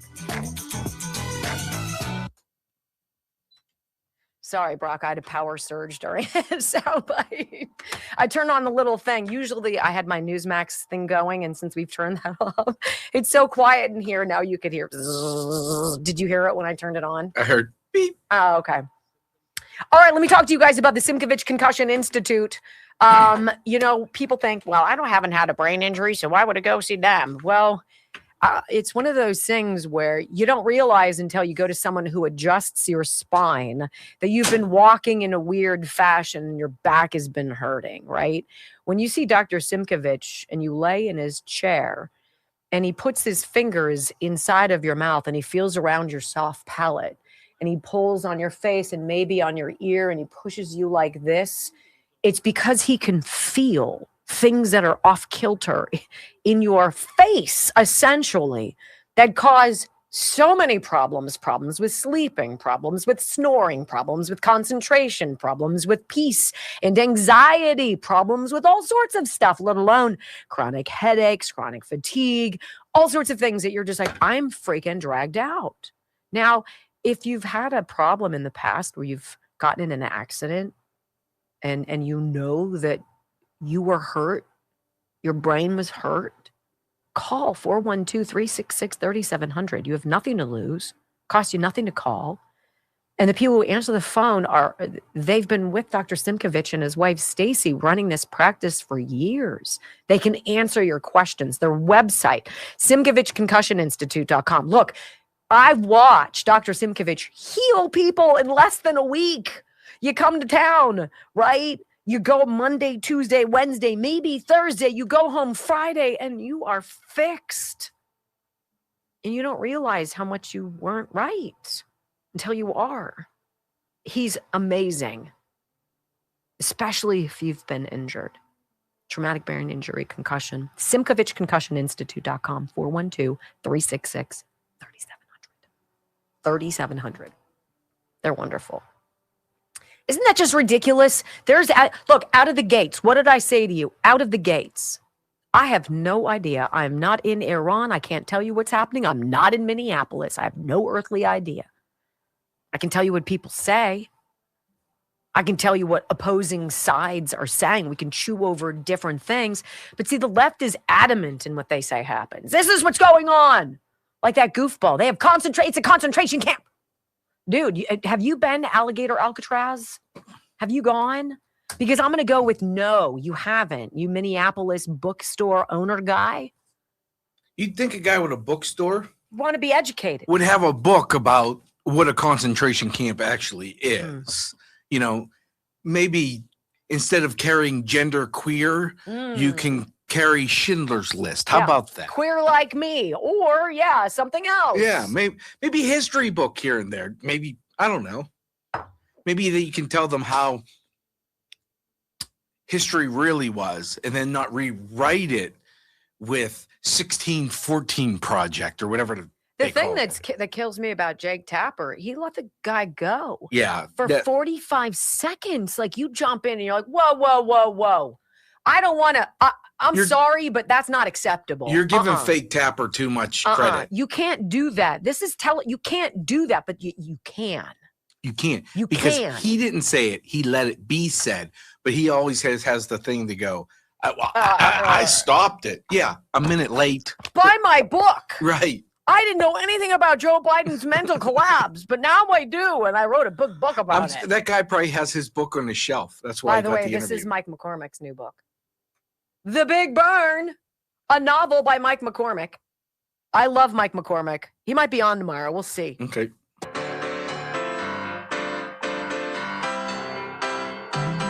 Well, welcome back to the Wendy Bell radio program. I want to read you this poll before I get a little long in this segment. Got a couple audio sound bites to put in here. Rasmussen reports, how important is it that illegal immigrants who commit crimes in America should be deported? It's important, said 79% of all voters. Right now, that is what ICE is doing. Removing violent, criminal, illegal aliens. Your wacko, white, college-educated, toxic liberals, right? They're the ones trying to stop that. Make it make sense. Of those 79% who say it is important, very important, that illegal immigrants who commit crimes be deported, all voters 87% conservative, 62% liberal, and 80% moderate. Listen to this, gentlemen. Common sense man says pay close attention to who these protesters in Minneapolis are and who they aren't. Have you seen the protest? What are these idiots protesting? The people in the streets are protesting that the law is being enforced. That's what the people are protesting. They're protesting that the laws are being enforced. You get that? It's not the illegals in the streets protesting. No, they're nowhere to be seen. These protests are so white, it ain't funny. It's old white people and lonely women. It's not the people that are being told, hey, listen, you've been here too long. You've been here illegally. It's time for you to go home. It's not them. It's Americans. I think our founding fathers called those enemies, both foreign and domestic. Yeah, I think that's how it went. And over on News Nation, Batya Ungar Sargon is talking to host Leland Vittert. He asks why white suburban women are the ones doing the protesting. The groups of people, especially that Olivia was talking about in the segment before, the soccer moms, the nurses who are now part of, as you said, choosing to spend their recreational time out fighting ICE, not protesting, but fighting. How do you explain that? It's a great question. I mean, I think something a lot of us are asking ourselves right now are, why are these white women so angry? What are they so Present company excluded. angry about? But I mean, you look at the footage of the protesters now, it is oftentimes, especially in this Minneapolis footage, people like Renee Good and her partner. And it is so amazing that you are not seeing, as I said before, a mass protest movement of people of color taking to the streets in order to defend these illegal migrants. You're seeing it coming specifically from the Democrats' new base, which is college-educated, affluent women. I told you, right? How many times have I said that? White, college-educated, toxic liberal chicks. The scourge. Now, there is an element, a subsection of the dudes who go with them, right? But it's these women who believe they're playing in some Marvel movie. That they're going to go out there and they're going to get in the way of the... Do you have any idea? They don't have any idea. 79% of all voters polled said, you know what, removing dangerous illegal aliens is a top priority. 87% of conservatives said that. 80% of moderates said that. 62% of liberals said that. 92% of Trump's 2024 voters say that. 64%, a plurality of the people in 2024 who voted for Kamala Harris say it is important to get rid of dangerous people from other countries who are in this country illegally. Okay? And it's white, black, Hispanic, all of them, over 70%. All of them. It's sort of like we all actually agree. And what you're watching is really bad political theater with deadly consequences. When we come back, all the way to the top of the deep state, Barack Obama and Bill Clinton weigh in. Buckle up.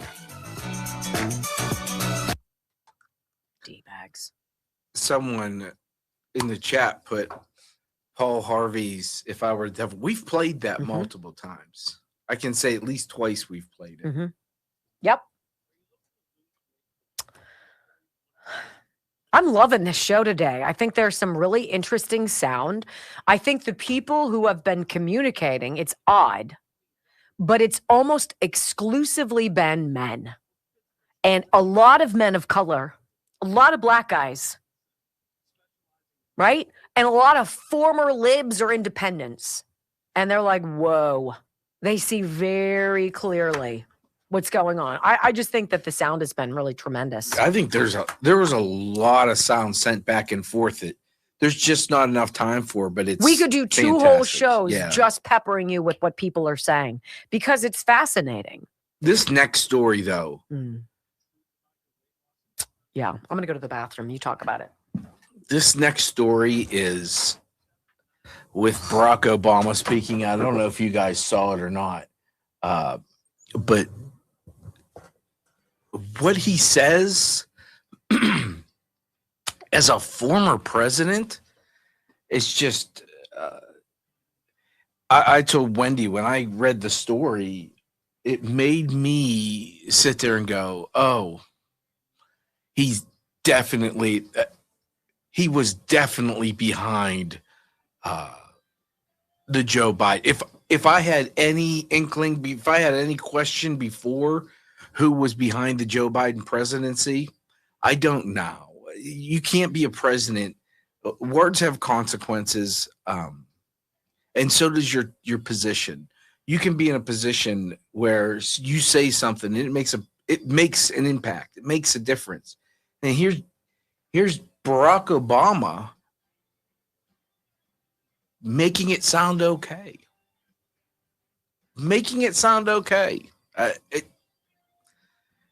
To all of them, to Bill Clinton, to Tim Walz. We didn't play the Tim Walz speech, but if you're on X, if I can find it, I'll post it on mine.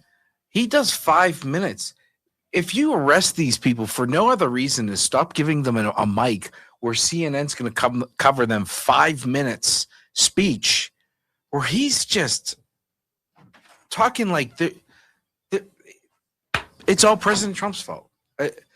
5 minutes, Tim Walz stands up behind a podium and talks with no one questioning anything he says. And you have to look at him and be like, my man, are you even watching the TV that we're watching? Let alone outside your window. They've done a hell of a job getting Nick Shirley off the news. And they're using their people. That's a very and their good people's point. lives to do it. They're playing Monopoly.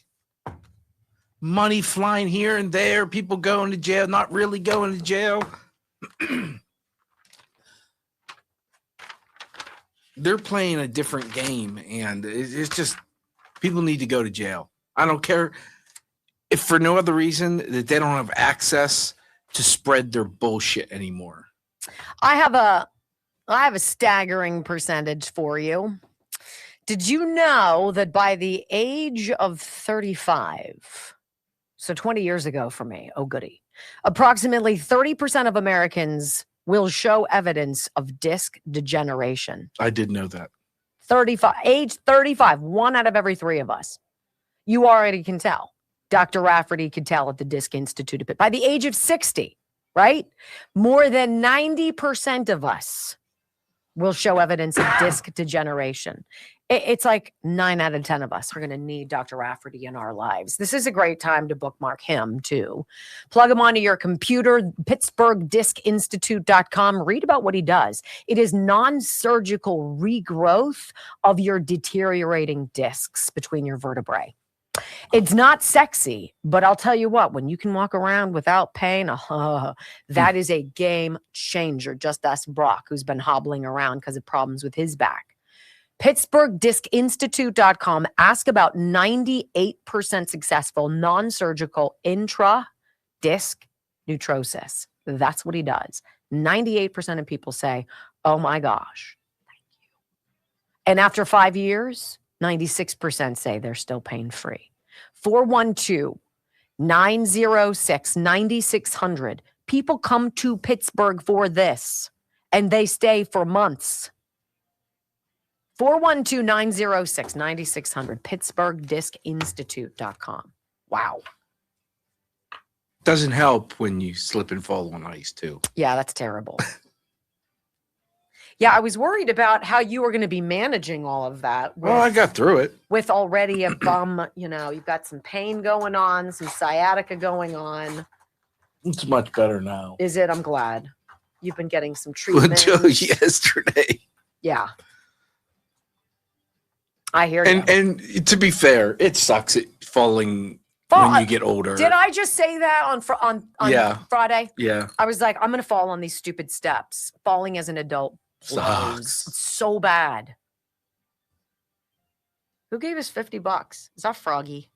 No, Froggy gave 20, I think, before. Well, who gave us $50? For a blowtorch. Oh, thank you, Froggy.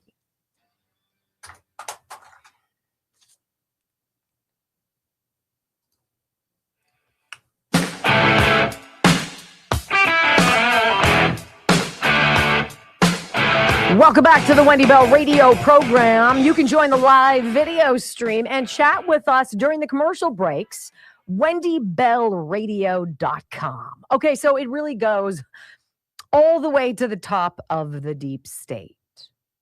There is a way to calm tensions, to take a heated situation and bring it down a notch or 50.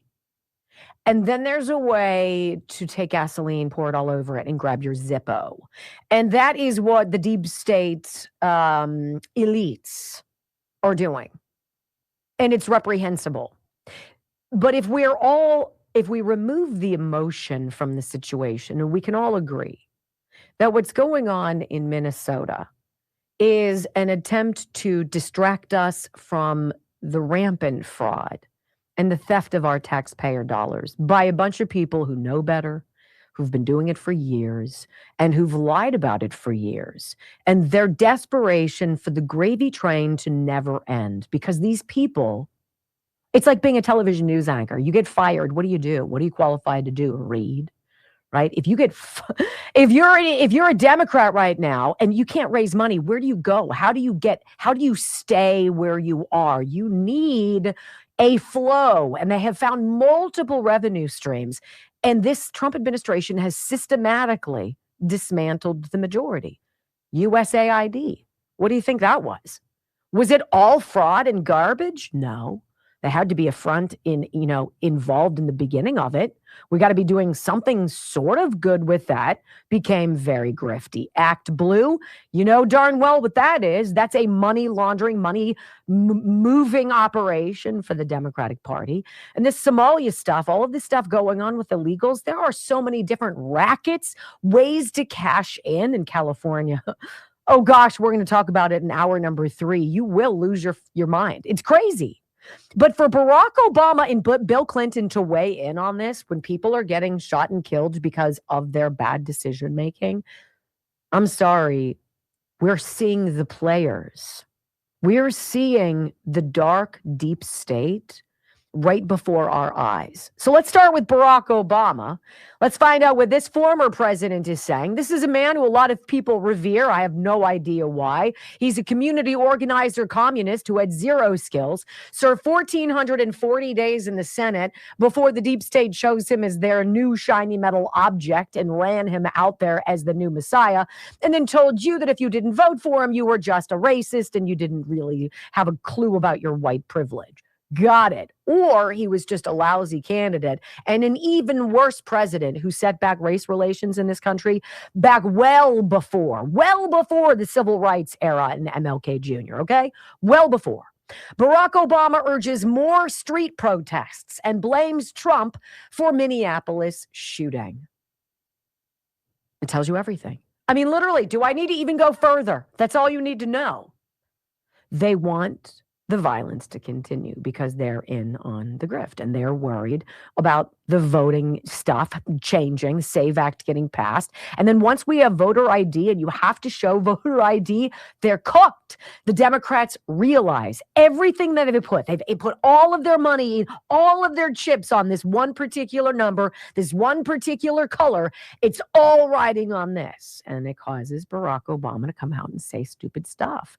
Former President Barack Obama is urging Americans to support and draw inspiration from the aggressive Antifa-style provoke, blame, escalate street campaign in Minnesota after federal law enforcement that has led to the deaths of 2 Americans. This is what he wrote in a statement Sunday. Every American should support and draw inspiration from the wave of peaceful protests in Minneapolis. Really? I don't see peaceful. I see bullhorns. I see people throwing rocks. I see people getting in the face of ICE agents. I see people using their cars as weapons. Pay attention to the language. Pay attention to the propaganda.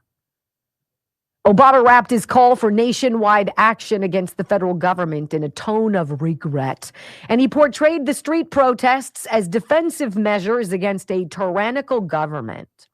A tyrannical government that wants to bring in all sorts of new investment, make everything in America, right? Close the border, give you unknown opportunity, bring down the cost of things, drill, baby, drill, and release upon you a golden age of opportunity. God, I hate that. Damn that Donald Trump. He's the worst. I mean, like, think about how abjectly idiotic that is. This is what he said. This is Obama. The killing of Alex Preddy is a heartbreaking tragedy. It should also be a wake-up call to every American, regardless of party, that many of our core values as a nation are increasingly under assault. Really. Like living life without having to pay for a bunch of people who broke the law to come here to get freebies that we don't get, but we have to pay for. Hey, Barry, suck it. Federal law enforcement and immigration agents, he continues, have a tough job. But Americans expect them to carry out their duties in a lawful, accountable way and to work with, rather than against, state and local officials to ensure public safety. Well, it's funny, Barry, because the local cops in Minneapolis are not working with the federal agents. So who's not working with whom? And the Trump administration has asked repeatedly, share with us your information. No, we won't. We will resist because we're hiding a grift the likes of which the modern American person has no freaking idea. And I don't either. Right? And he closes with this. That's not what we're seeing in Minnesota. In fact, we're seeing the opposite of working with, in an accountable, lawful way, state and local officials to ensure public safety. You know, Barry, he says for weeks now, people across the country have been rightly outraged by the spectacle of masked ICE recruits and other federal agents acting with impunity and engaging in tactics that seem designed to intimidate, harass, provoke, and endanger the residents of major American cities. These are unprecedented tactics and have now resulted in the fatal shootings of 2 U.S. citizens. And yet, rather than trying to impose some semblance of discipline and accountability over the agents they've deployed, wow, this is Barack Hussein Obama. The president and current administration officials seem eager to escalate the situation while offering public explanations for the shooting of Mr. Preddy and Renee Good, and he spells Preddy's name wrong, that aren't informed by any serious investigation and that appear to be directly contradicted by the video evidence. How dangerous for you to weigh in on this.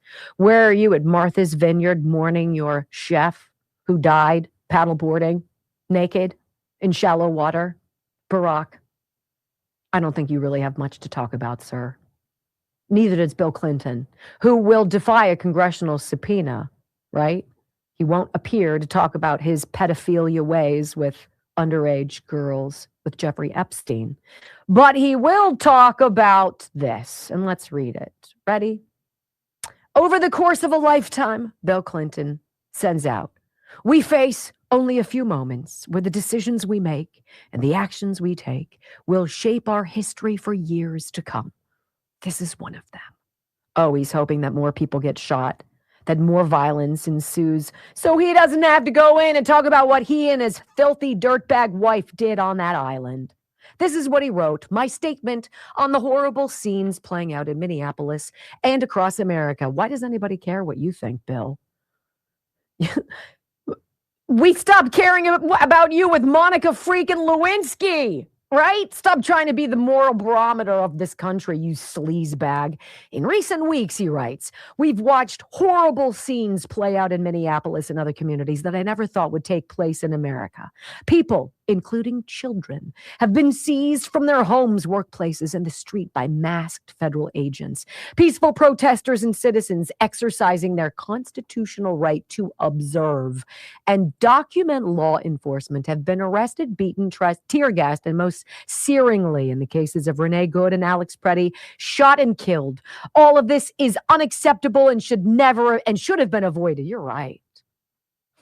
You're right. Your wife wanted to be president so bad, sir. You guys rigged the system. You created a witch hunt. You've made up fake allegations. You wiretapped Trump. You couldn't come up with anything. Right. So you lie, put out lie after lie. Do you think anybody believes or cares about what you think, Bill Clinton? You look like a ghoul, by the way. I guess your mischievous, deceitful ways have caught up with you. Isn't that disgusting? Bill Maher sits down with Tom Homan talking about President Trump securing the border and why Joe Biden would have ever opened it. I'm sure Tom Homan wants to reach across that little pencil neck and squeeze him and be like, my man, you're not that stupid, are you? Because we all know what's going on. We all know that they opened the border to bring in the next voters to vote Democrat because people see what the Democrats are about and don't want it anymore. And so they've brought in a whole new class of immigrants from around the world, criminals, normal people, all of them, and they've promised them the world. And they've charged you with the bill. Here's Tom Homan with Bill Maher. Why do you think the Democrats did this? I mean, it was not just bad for the country to have completely open borders. I mean, even the liberals understand that now. It was also bad politically. Why? What was I get asked that all the time. I don't understand. You know, I worked for 6 presidents, starting with Ronald Reagan. Every president I worked for, even Clinton, Obama, took some steps to secure the border because they understood you can't have strong national security if you don't have border security. No one did it better than President Trump. Like him or love him, most successful when it comes to border security and the safety of this nation, no one's done it better. Joe Biden's the first president in the history of this nation that came into office and unsecured the border on purpose. There wasn't an accident. It wasn't. Why? Why? I don't really know. The only thing I can guess is they saw a future political benefit from letting millions of people in the United States, whether they thought they were future Democratic voters. But remember, when he signed 90 executive orders destroying everything we did, he also overturned the Trump census rule, which means millions of people released in sanctuary cities will be counted in the next census. What's that mean? Yeah. More seats in House with the Dems. There's no other reason. Because I asked every Democrat I ever talked to, what's the downside in a secure border? What's the downside in less illegal drugs killing Americans? What's the downside in less sex trafficking of women and children? What's the downside in less terrorists coming across the country? What's the downside? They can't give you a downside. So they must have saw future political benefits.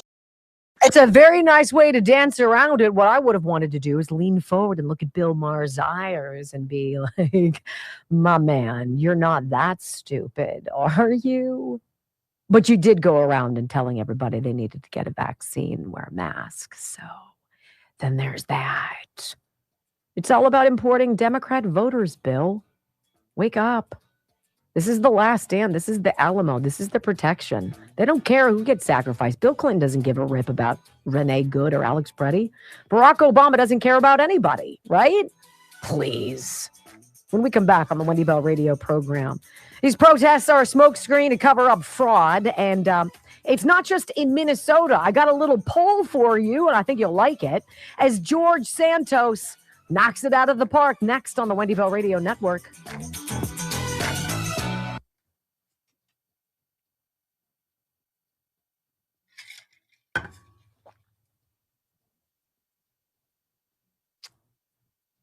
Very delicious. How's everybody? How's our rumbling? Let's see. I'm so tired of people pussyfooting around obvious stuff. Like, I can listen faster than you can talk, and I'm not dumb enough to think that you're as dumb as you're pretending to be. So knock it off, because we're super tired of the High School Musical theatrics, because it sucks. It's the same jazz, different day, and it sucks. It's wearisome, and we're tired of it. Okay? Thank you. Signed, America.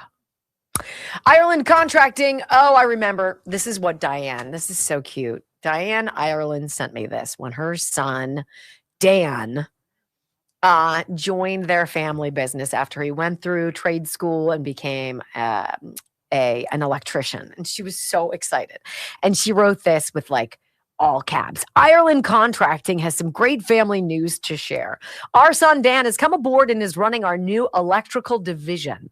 So if you are someone you know is looking for any electrical work, whether it be a panel upgrade, indoor and outdoor lighting, heat cables for your roof, fan installation, car chargers, surge protectors, GFCIs, pool, spa, hot tub hookups, or even that pesky plug that is not working anymore, call 1-800-NEW-ROOF and schedule your free estimate. You can also go to their website, IrelandContracting.com, and Dan will call you back within 48 or with 24 hours. I'd give him 48. I mean, his guy's gotten a lot of business now, so we'll give him a little, and he's married now, so he got the little ball and chain dragging around. How dare you say that? I love him. He's great. He's great. And it's fun to watch him change. Like, he's now got his own apprentice, and it's great. They're wonderful people, and I'm super happy about their success. All right. Oh, God. All right. What's going on out there? Uh-oh. I can't stand Barack Obama. Well, it's just, it's so dangerous for a man like him to put that out there. see, It just is. they don't care about the collateral damage. I do believe that President Trump really does. I really do. I think he is aware and he's concerned. And I think that we're all seeing this right now. Like, think about how preposterous this storyline is. It's just so. Which one? It's so. They're all so damn unbelievable. It's almost as unbelievable as saying that a bunch of people went to the Capitol on January 6th with no weapons with the intent to overthrow the government. Got it. But it's called a violent insurrection. Yeah. They Now, didn't this guy goes with a gun, and he's called a peaceful protester. He's a hero. Yeah, a Brock. hero, please. So it's exhausting. I get angry about certain things because they're so insulting, you know. I love that they sit there, too, and they say he was protecting a woman. How would they know? They can't define what a woman is. Wow, that's a very interesting point. He was defining a they, them. Would be more, I could be like, oh, he was. Right? How did they define a woman? It's a valid point. A good point. I Well, like thank it. you. Yes. You made a very good comment at the beginning of the program, too. Did you remember what it was? About them dancing on the line of being with, you know, Of what? I'm a very prophetic. Okay, now.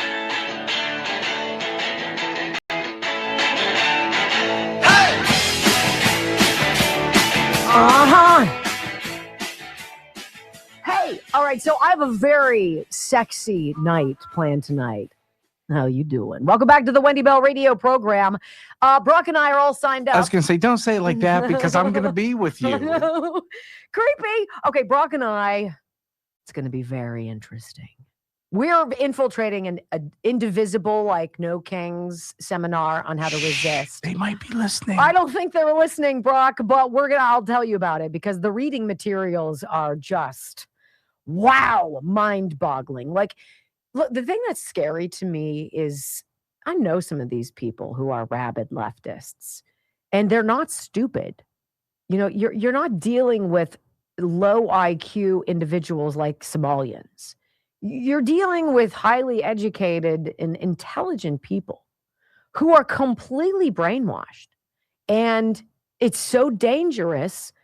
It's really quite alarming. And yet it's very common. So I want you to hear George Santos. He's like, look, all of this fighting, remember, you guys are the ants in the jar. You put black ants in a jar, you put some red ants in a jar, you leave them alone, and everybody kind of mills around, no big deal. But if you shake up the jar and you mess up the whole chemistry of it, they fight to the death. Sort of like what they want us to do in Minneapolis and other places. And the former Republican representative knows all about this. Listen, George Sanders. Oh boy, let's make this very clear. What's happening in Minnesota is a distraction. Tim Walz is literally fanning the flames of fury to distract from the fraud investigations. He doesn't want that on the news cycle. So he is stoking rhetoric to cause instability, to cause chaos. His words are leading people to believe that ICE is kidnapping, murdering people, which are leading people to take actions into their own hands. But why? Because it dominates the news cycle. When what happens, happens. Guess what we're not talking about right now? Minnesota fraud. It's not in the news cycle. It's ICE kills American. So I just want you guys to know, this is intentional. It's not an accident. Of course. A new Minnesota poll has just dropped. Now, I will tell you, I don't know the details of it, and nothing is posted here, so I could be talking out of my rear end. But this is from Dustin Grage on X, and he seems to be a relatively reliable source, something that we've used his stuff before. 79% of the people polled in Minnesota say fraud is a major or the biggest problem. 14% say Tim Walz, as governor, has done enough to stop it. That means 86% are like, hell no. 69% say Walz still needs to do more. And 7 out of 10 Minnesotans believe Tim Walz is failing on the most important issue going into 2026. Well, no duh. I mean, it's so ridiculous. It's like this story of the Somalians ripping off the American taxpayer to the tune of maybe even tens of billions of dollars. I mean, let's think about at face value the ridiculosity of this. You bring in a bunch of people known for relatively low IQs, right? Culturally completely backwards from we the people. Incest is a pretty big problem in the Somali community, which is gross, okay? And yet these people, 90% of whom are on welfare and are still on welfare after being in America for 10 years, somehow are able to put through Minneapolis-St. Paul International Airport suitcases loaded with millions and millions of dollars of cash to send back home to Somalia, ostensibly to fund al-Shabaab. Make that make sense. And you're supposed to be like, well, I mean, they just are very successful here in America, I bet. No. Let's talk about what's going on. Let's talk about what Brock and I are going to be doing when we've infiltrated a No Kings thing. All right, so it's called Eyes on Ice. I got an email list, an email invitation. Hey, psst, sign up now. Well, this is what it's called. No Kings, mass call, Eyes on Ice. Document and record. Get the tools you need to exercise your rights as federal agents terrorize our communities. So this is some kind of a Zoom, what have you, tonight at 8. And let's see. This is what it said. On Saturday, federal agents horrifically shot and killed 37-year-old Alex Preddy, an ICU nurse who cared for veterans, in the East Street neighborhood of South Minneapolis after brutally beating him in front of witnesses. Enough is enough. Exercising our constitutional right to document and record ICE and other federal agents is more important than ever. This call will give you the tools to exercise your rights in a moment when federal agents are terrorizing our communities and using excessive force. Join our call. Eyes on ICE. Document and record. Monday, January 26th at 8 p.m. We cover the latest updates on ICE and CBP's out-of-control and dangerous operations. Interesting. Well, I'll report back tomorrow, friends. When we come back on the Wendy Bell radio program, California is an example of what Democrats do with power. You want to talk about fraud? Oh boy, get a cup of coffee and sit down next.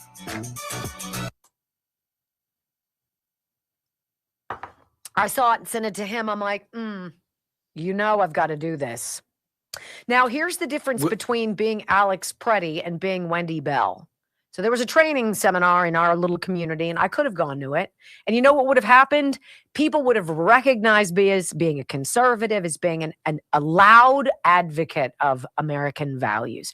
And it would have led to chaos. There would have been problems. There would have been a scuffle. I would have become a news story. It could end badly, or I can decide not to go because the benefits don't outweigh the potential pitfalls. Alex Preddy leaves his ID behind, but does take his loaded gun with 2 magazines with him to go and do what exactly? Become a news story? I don't know. But he had every reason not to go. And he went anyway. Huh? I have a question. Are we live streaming it, or are we just recording it? I don't know. I think we should have a conversation about that. I don't really know. Because I'm assuming it's a Zoom call. I presume it as well. I have a link. Right. So you're going to click on it, and there's going to be the people in the boxes. Yeah. What do you want to do?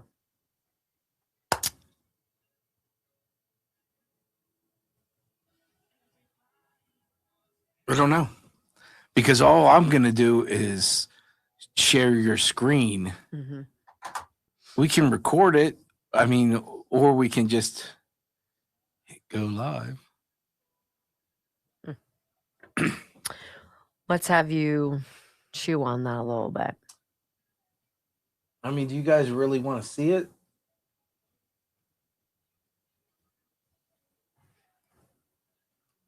Live. Look at you, Rayanne. Rayanne's a bad influence. Bill Fred, you two would be the biggest stream ever. I don't know. No, I don't think so. Because it takes a lot to sit there and listen to this without speaking up.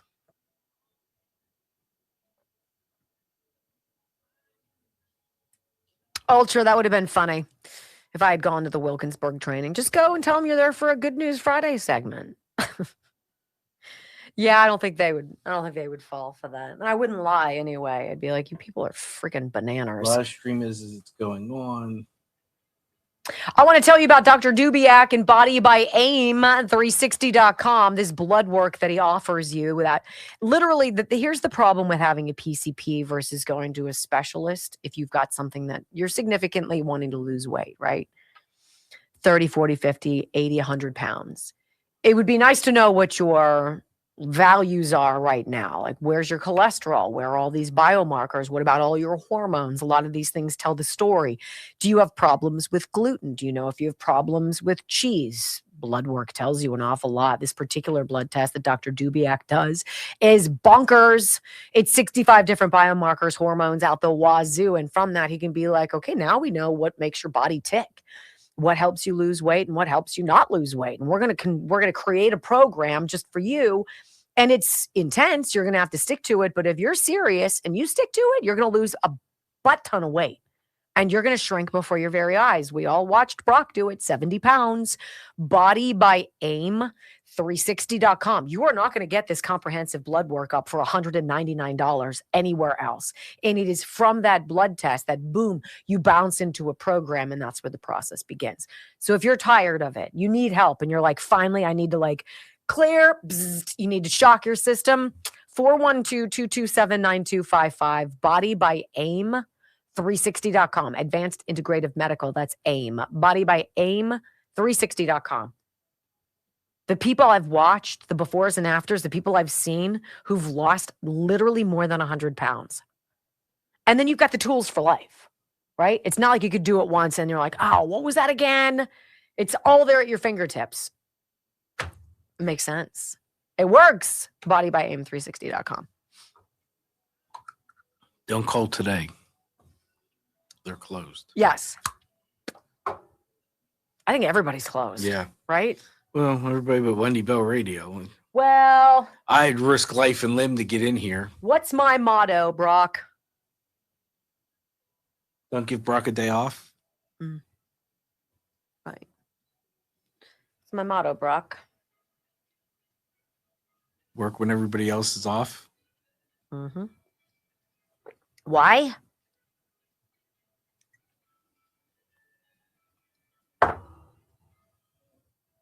I don't know. All right, dullard.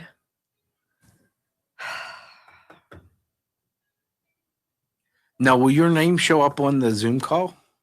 Will they know? I put it down as Wendy O'Toole. Oh. And then oh no, we're not going to be able to black your picture out on the Zoom call. Oh, Val just texted me. Says they're open. So Stinky's is open is what she said. Oh. Yeah. Were you delivering? Like, what are you telling me for, Val? Val? That's so mean. Unless you're 'cause delivering. Man, I could go for some buffalo chicken dip like it's nobody's business. Val, you ignorant. Wow.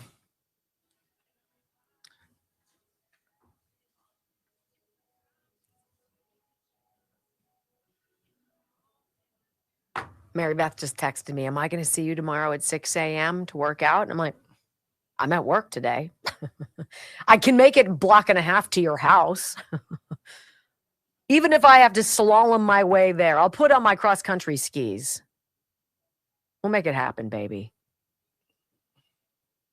Hey, when I'm on blood flow, I'm telling you what, let's go.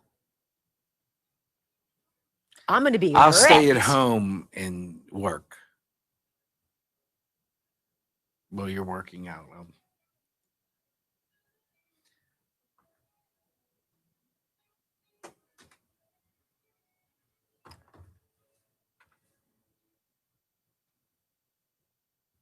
California is a complete shite show. It's literally where the rest of us would be had Tim and Kamala won. 2, 1. Wendy Bell, America's anchor mom, fighting for America 1 hour at a time. Welcome to the family. We're going to win so much. We're going to win at every level. We're going to win economically. We're going to win with the economy. We're going to win with military. We're going to win with healthcare and for our veterans. We're going to win with every single facet. We're going to win so much, you may even get tired of winning. And you'll say, please, please, it's too much winning. We can't take it anymore. Mr. President, it's too much. And I'll say, no, it isn't. We have to keep winning. We have to win more.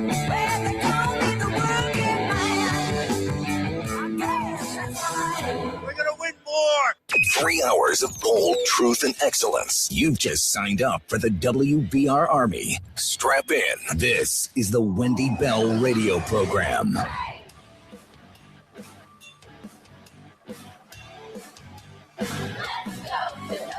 Welcome back. Hour number 3 of the Wendy Bell radio program is live. Delighted to share some of our common sense conservative values with you. So if we look at California and we look at Minnesota, we haven't really dug into the fraud, waste, and abuse that much in California.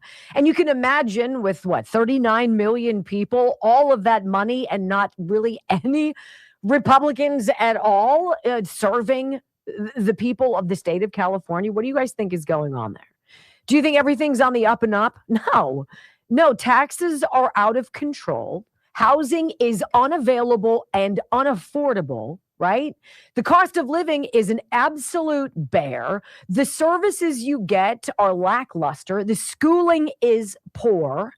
And there's grift beyond grift. You've got a $24 billion for the homelessness in industrial complex that's disappeared thanks to a bunch of NGOs that work to keep the drug dealing on the streets and the homeless population all drug zombied out. Money ain't going to buy them places or build them anywhere to go, right? No problem in California has gotten better under Gavin Newsom.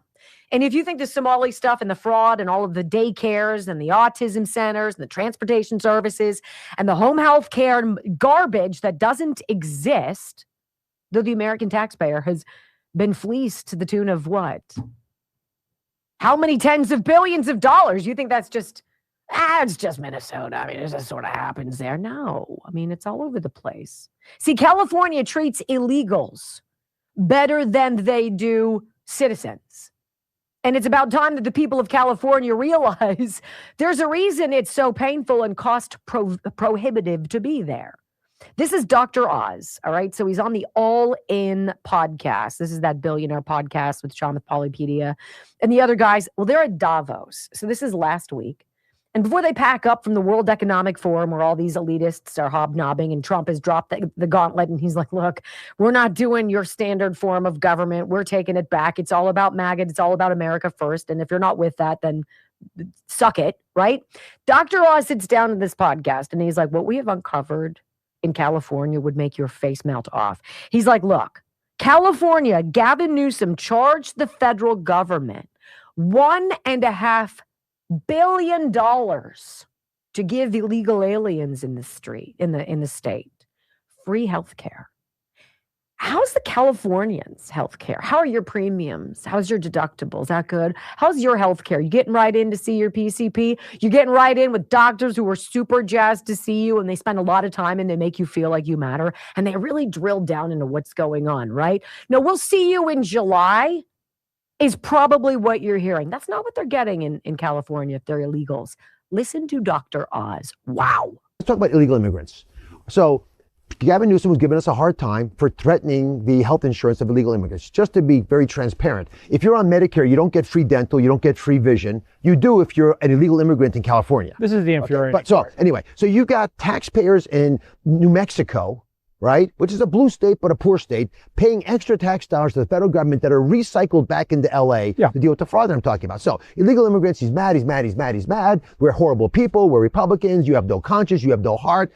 As soon as we made it clear we were no longer going to pay for illegal immigrants in California, what did he do? He took them off Medi-Cal. Now, he didn't take them off, he come up on the federal side. So in theory, only emergency services are going to get paid for illegal immigrants in California, which is a national law. And is reasonable. Reasonable. Now, we want babies delivered, car accident victims. Yeah, of course. Of course get health care, but not elective hernia surgery, cataracts. You know, you have to be an American citizen who paid into the system to get these. So anyway, so we deal with this. Gavin says we're only going to pay for illegal immigrants through our own state-based system. We've audited him now. This data is coming out this week. We have now found over $1.5 billion of money spent wrongly. We've audited it. They're not even arguing. $1.5 billion from that California charged the federal government for illegal immigrants that they're not allowed to pay charges for. They have to pay for it themselves. He's not happy, but they're paying us because they know we're right. So you're going to see something happen very interesting in California. As soon as the money is being paid by California government officials, they're going to start getting more serious about this. And that's why it's so important for us to say, we're not into this anymore. I'm not going to let taxpayers in Alabama and Mississippi, New Mexico, our poorest states pay for the fourth largest economy in the world, and they get less. Again, illegals in California because Democrats said, come to this country under Joe Biden because they stole an election. Okay, which is why let's go back to the SAVE Act. We've got to protect our elections. It's all obviously connected. Bill Maher is in the dark. I don't understand. Why would Joe Biden want to open up the border? Smoke another doobie, Bill. I mean, wake up, join the real world here. How about this story out of California? No wonder everybody's leaving California. Who wants to live there? I love the state. My family's there. I grew up there. You couldn't pay me to go back. 1 in 3 California community college applicants is fake.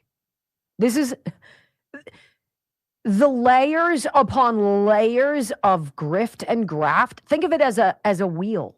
These are all little spokes coming off of the same cancer.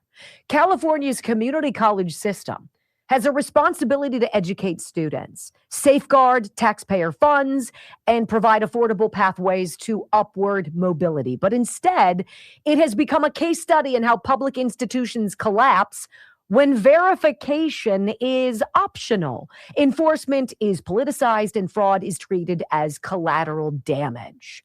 Wow, this is from the Gateway Pundit.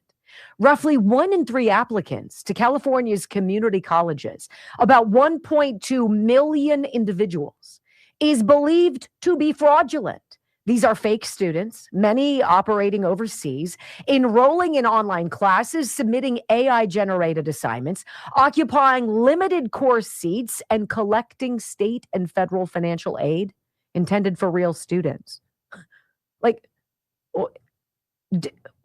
California operates the largest public higher education system in the nation, spanning 116 community colleges and serving more than 2 million legitimate students. The system was built to expand access and workforce training. Instead, it became a low-friction entry point for scammers precisely because identity verification was optional for most applicants. Bing, bing, bing, bing, bing. The scale of the problem forced action. Only after national scrutiny, following a Cal Matters investigation, 9 members of Congress contacted the U.S. Department of Education and the Justice Department requesting a federal investigation into California's community college financial aid process. Only then did the system's governing board vote to require student identity verification, a basic safeguard that should never have been discretionary. Even that reform met resistance. Seriously, think about this vis-a-vis elections and voter ID, right? The board debated charging a nominal application fee, reportedly no more than $10, before rejecting the proposal and instead directing staff to explore alternatives. During public comment, students described competing with bots for required courses and losing seats needed to graduate or transfer. What a shite show! One student testified that a fake enrollee took her place in a class essential to her academic timeline. Hey, they don't care about you in California. Newsflash. Blue states, you don't matter. That testimony underscores the real cost of fraud. Every fake applicant displaces a real student. Every fraudulent enrollment delays graduation, increased costs, and undermines the promise of affordable higher education. This breakdown is not unique to community colleges. It reflects a broader pattern across California's public benefits systems where eligibility checks were relaxed and oversight treated as a moral failing rather than a governing necessity. California lost $32.6 billion to unemployment fraud during the pandemic. It's almost like that was just another Act Blue USAID, right? Because it was. Prison inmates collected more than $1 billion in fraudulent claims, including payments sent to death row inmates. Make it make sense. In disability insurance audits, state officials flagged 345,000 claims and found that 98% of the listed medical providers were fake. 98%! Food assistance programs showed similar vulnerabilities. CalFresh, California's food stamp system, has posted error rates exceeding 13%, leaving the state responsible for billions in improper payments. No wonder you can't live in California. The taxes are the way they are because of the incompetence and fraud. How about this? In San Diego alone, nearly $35 million was stolen through EBT card fraud. Statewide, organized fraud theft rings reportedly walked away with more than $180 million. Yet when these failures surface, California's political leadership does not respond with enforcement. Instead, it reframes accountability as cruelty and fraud prevention as exclusion. California, guys, once ran a $100 billion surplus. It is now facing an $18 billion budget deficit. Why do you think? And where's the money for that bullet train to nowhere? Inquiring minds want to know. But make sure you go out and riot. If you don't know how, you can join the Zoom tonight. 8 p.m. sharp. Be there. When we come back, Pam Bondi might want to take a page out of California U.S. Attorney Bill Asaley's playbook. He did more over the weekend than I think Pam Bondi has demonstrably done in a year. The story next on the Wendy Bell Radio Network.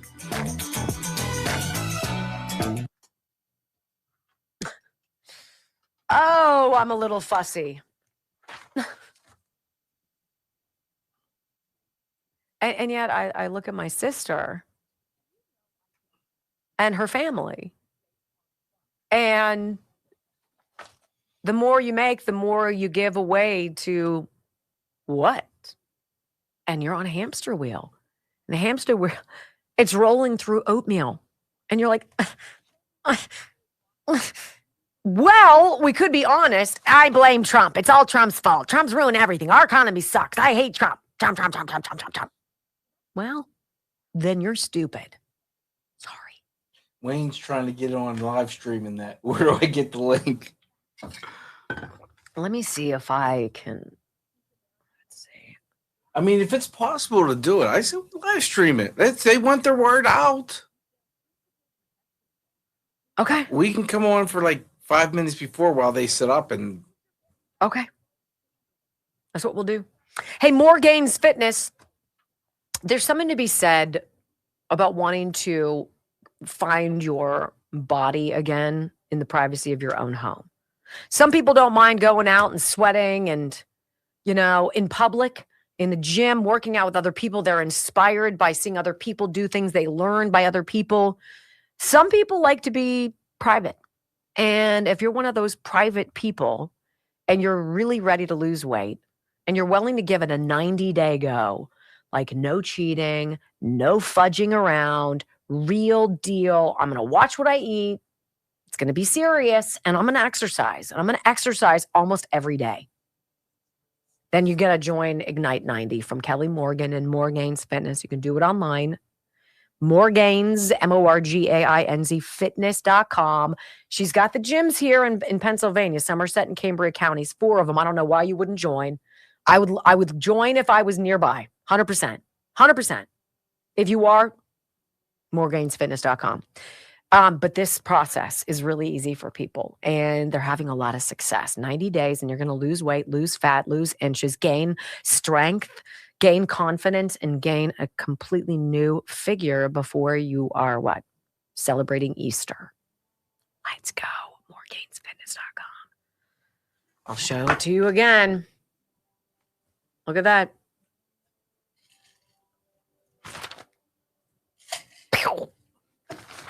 That's crazy. Okay, that's just some crazy stuff right there. We might have to set you up a separate camera on your phone. Wow, it sounds like this is about to be a lot more work than I thought. Well, no. So, like, for you to mute, you can mute it on your end to where you can still hear it, but you can mute your mic. But we can't. Then you won't be able to talk during it to people watching. Like, we could be doing play-by-play, but if you're in your camera or if you're in your phone. I understand what you're saying. I don't have to I don't know. We have to think about this. You're smarter than I am about this stuff, so I'm just going to stay out of it.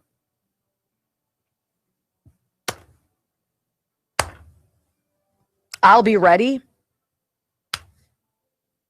Do you guys think we should live stream it?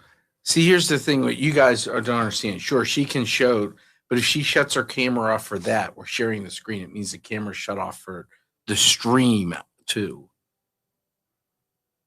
6,300 people. Hello. Good afternoon. I'm delighted you're here. This show went super fast. We're at 82.5 thousand followers. I really need to get more. So if you could click that follow.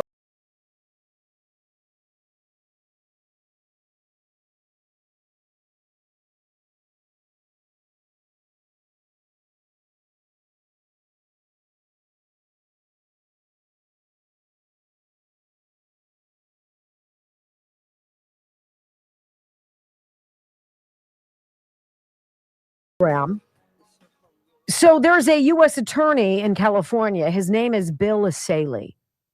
You know, I would put him on the short list for the attorney general job if President Trump wants to try somebody better than Pam Bondi, I'm not going to sit here and tell you I have a clue in the world what it takes to be an attorney general. I will say that as a tax-paying citizen of this country, I find the lack of arrests, of charges, of anything extraordinarily disappointing.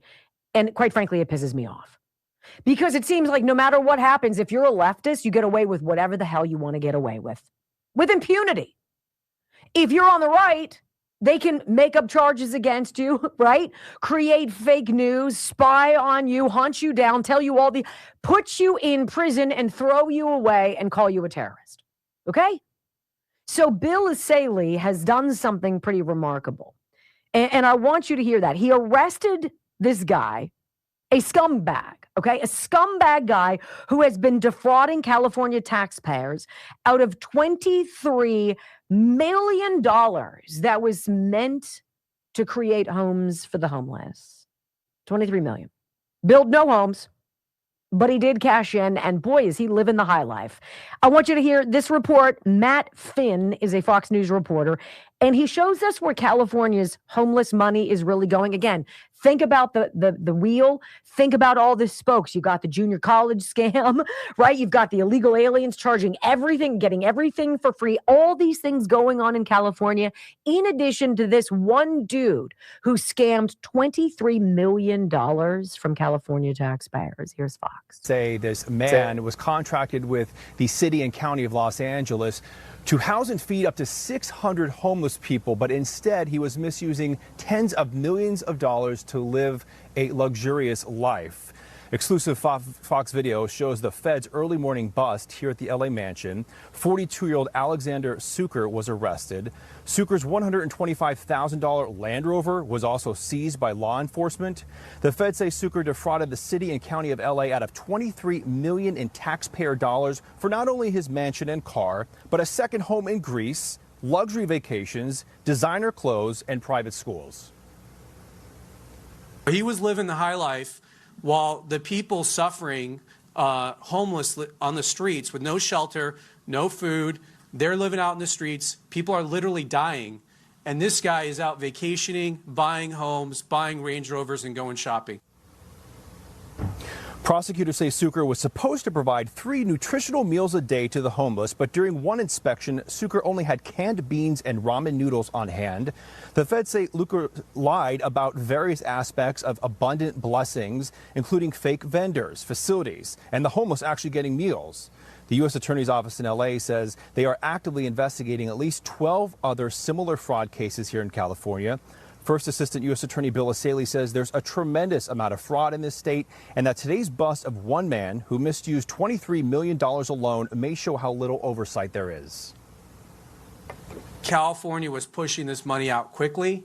A lot of money went out the door with, frankly, very little vetting, very little checks and balances, and he's one of the individuals that got it. The suspect is scheduled to make his first appearance later today. He faces up to 20 years if convicted on a federal case. The local district attorney is also planning on prosecuting. John. And it's nice to see some movement, isn't it? So this is from the DOJ. A Westwood man was arrested today on a federal criminal complaint charging him with fraudulently obtaining $23 million in public money intended to combat homelessness and pocketing at least $10 million of it, including using it for a $7 million house in Westwood, a $125,000 Range Rover, private school tuition for his children, private jet travel, and stays at luxury resorts. He's a Somalian. He's not. But this is exactly what they've been doing, right? Alexander Sufer, 42, charged with wire fraud, arrested this morning, expected to make his initial appearance. This is what Bill Essayli, the first assistant U.S. attorney, said. California is the poster child of rampant fraud, waste, and abuse of taxpayer dollars. The state has facilitated the spending of billions of dollars to combat homelessness with little to show for it and almost no oversight. Thankfully, the federal government has begun auditing California's spending, and today's just one example of how fraudsters have swindled millions of dollars from taxpayers. This money should have gone to those in need. Instead, in lines in the pockets of individuals subsidizing their lavish lifestyles. Minnesota. is training wheels. California's freaking big leagues, and Trump knows all about it. Why do you think they need us fighting in the streets? When we come back, it seems the Republicans actually do know how to play 4D chess after all. Shocking. Great story. Next on the Wendy Bell Radio Network.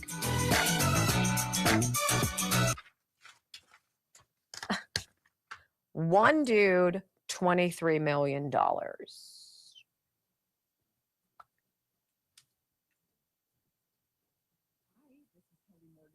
How else is Gavin Newsom able to afford a second home that's here? Let me ask Perplexity.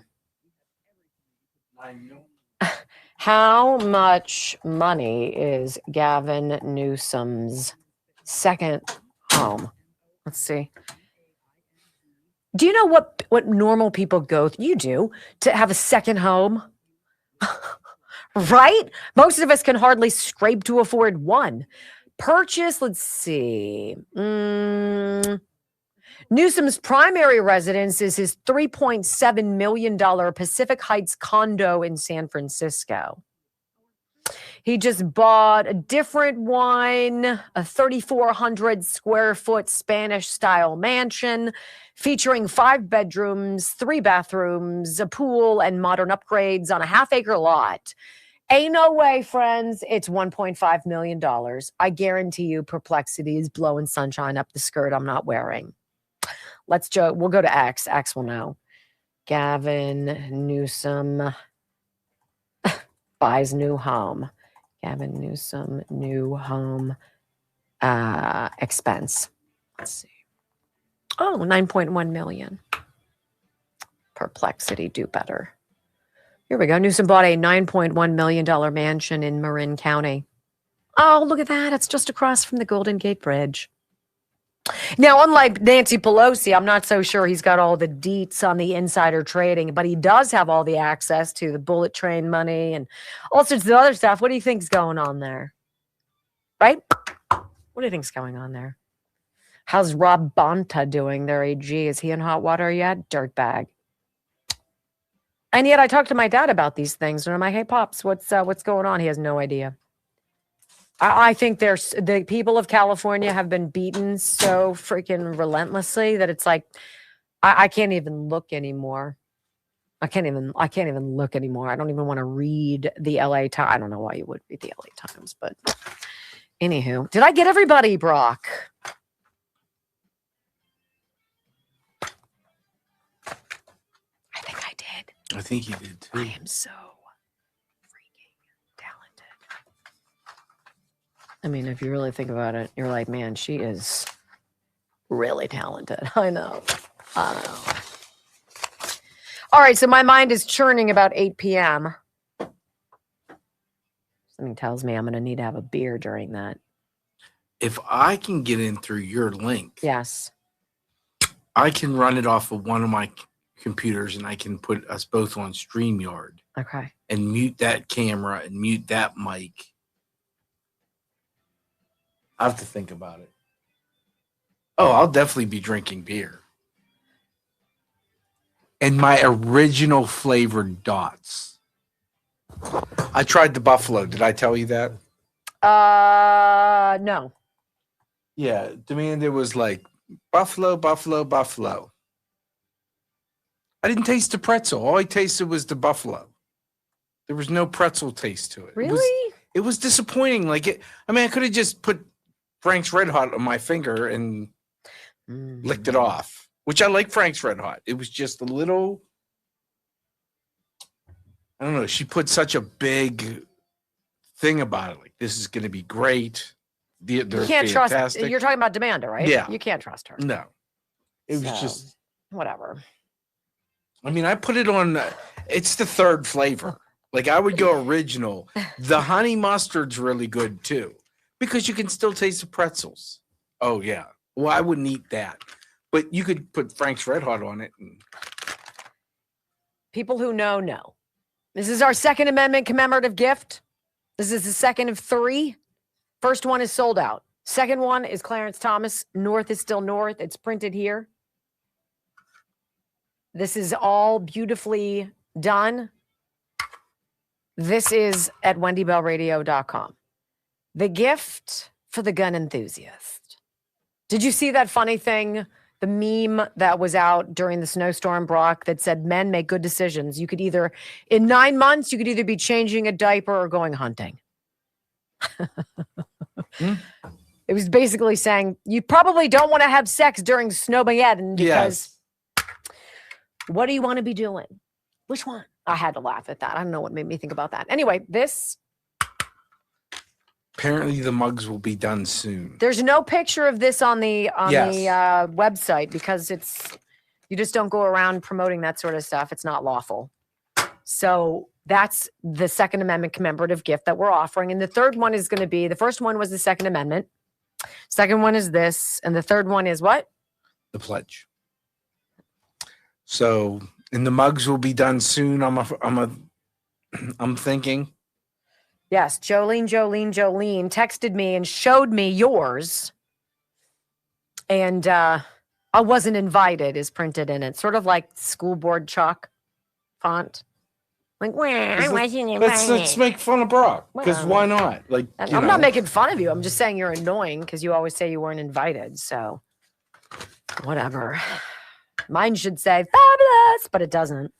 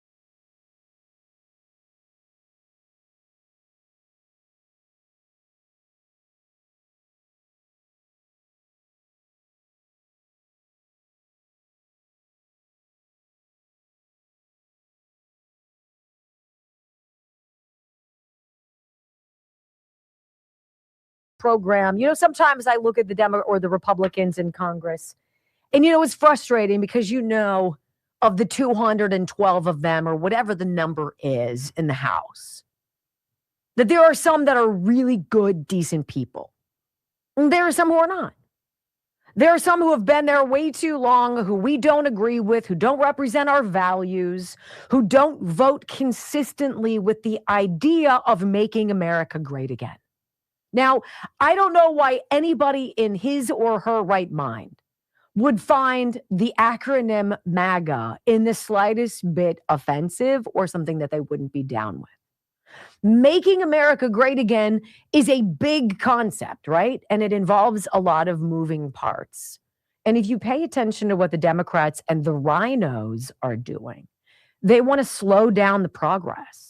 They don't want President Trump to have sky-high stock market results. They don't want to see the value of gold and silver shooting through the roof. They don't want to hear about all of these countries getting in bed with America and saying, you know what?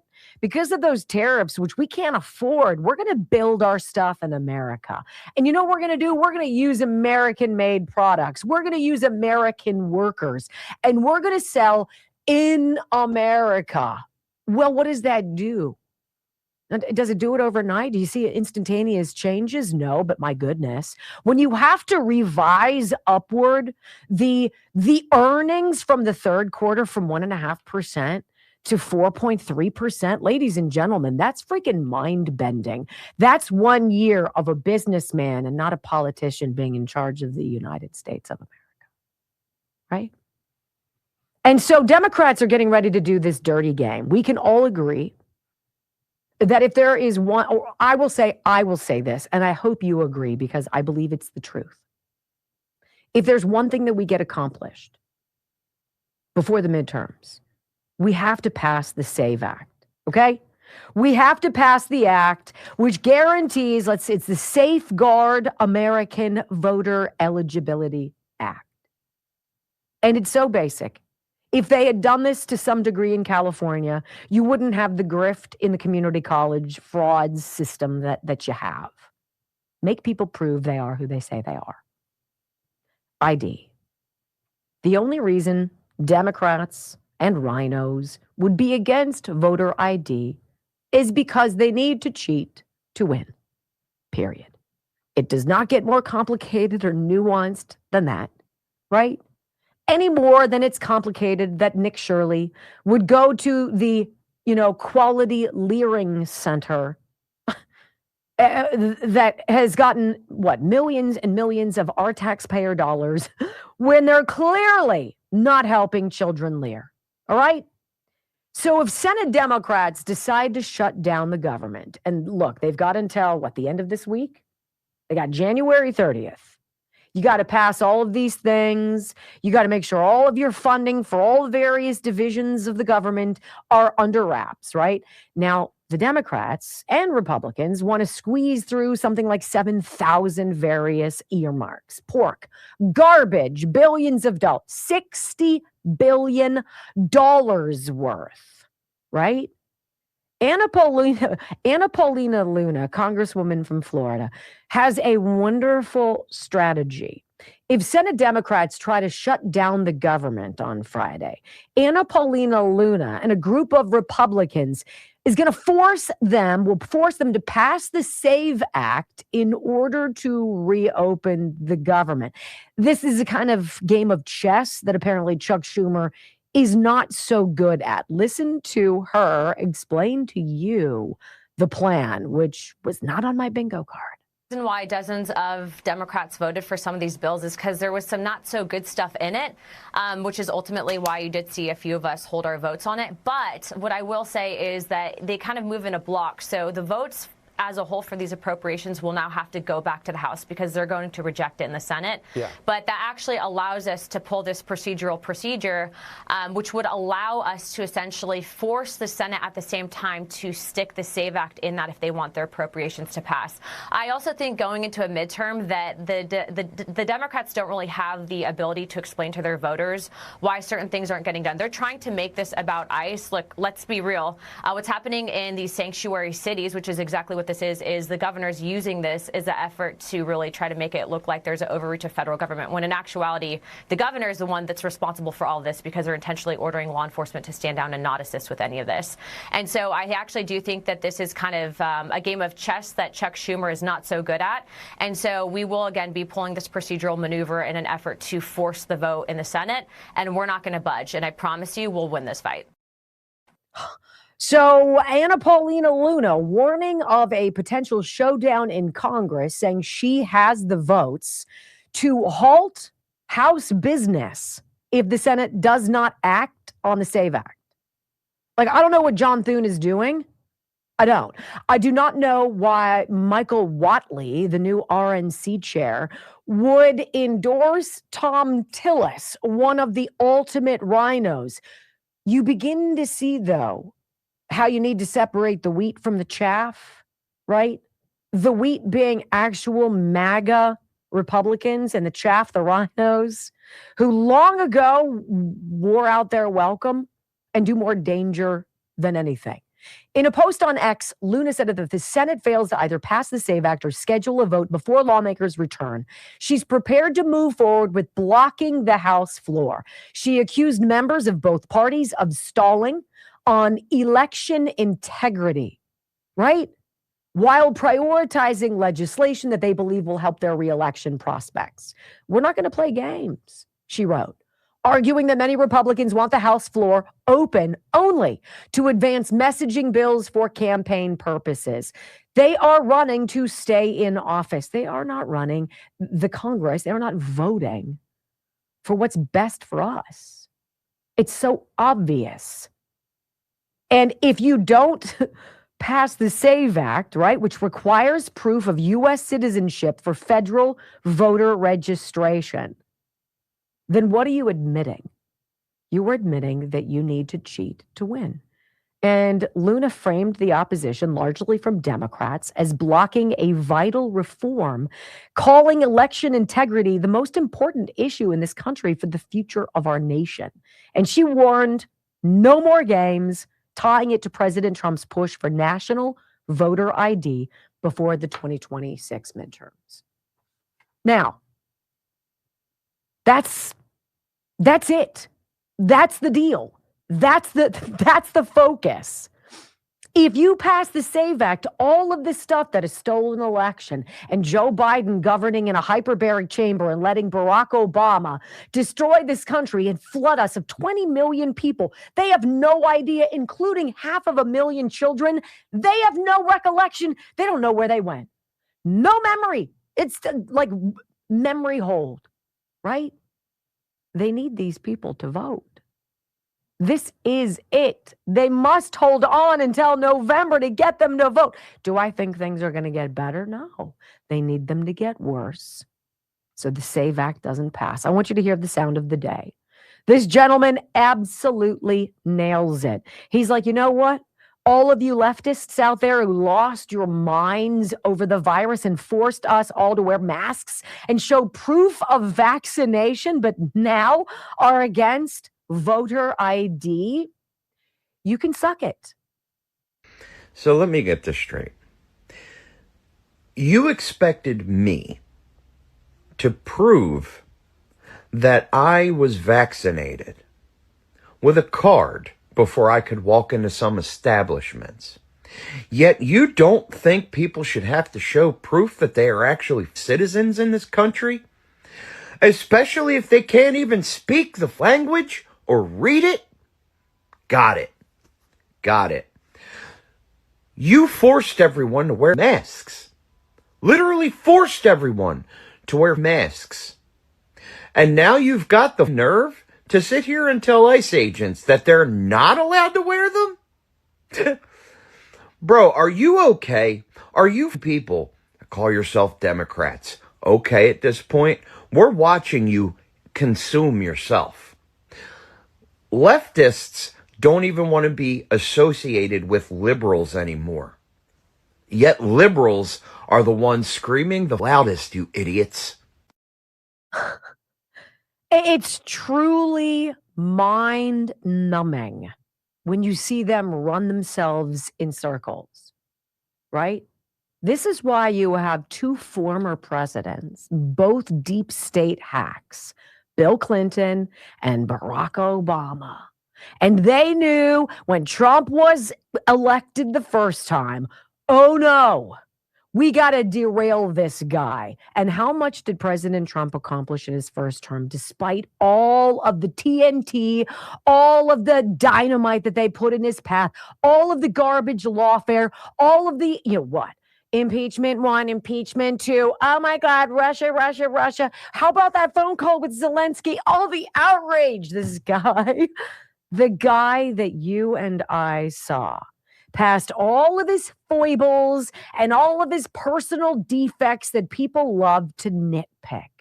We saw something, and it sealed the deal.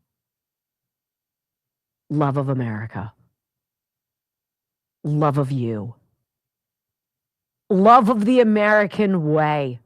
The American flag, our culture, our traditions, our history, our monuments, our children, our greatest generations, all of it. Democrats love themselves. And they will do whatever they can to continue that love on your dime. Period. When we come back, Brock's girlfriend, Harriet Hageman, dropping a really smart soundbite. She says, look, Minnesota officials say they just didn't see the fraud. She's like, look, that's so farcical, it's not even funny. And she's got the deets. And then a Florida sheriff, I'm going to say the perfect send-off to anybody who wants to mess with the law in Florida. Yeah, you probably don't. Next on the Wendy Bell Radio Network. My girl. She's your girl. She is dynamite.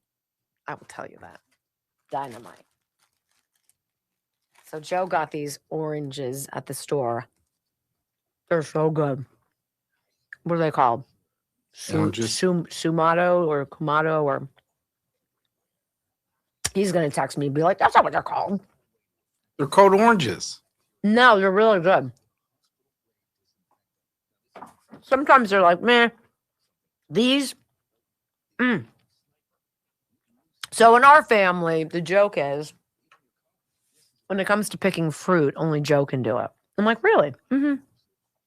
Apparently, the boys don't like my pineapples that I choose. Only Joe knows how to choose a pineapple. They're so sweet, and they're so much better when Dad gets them.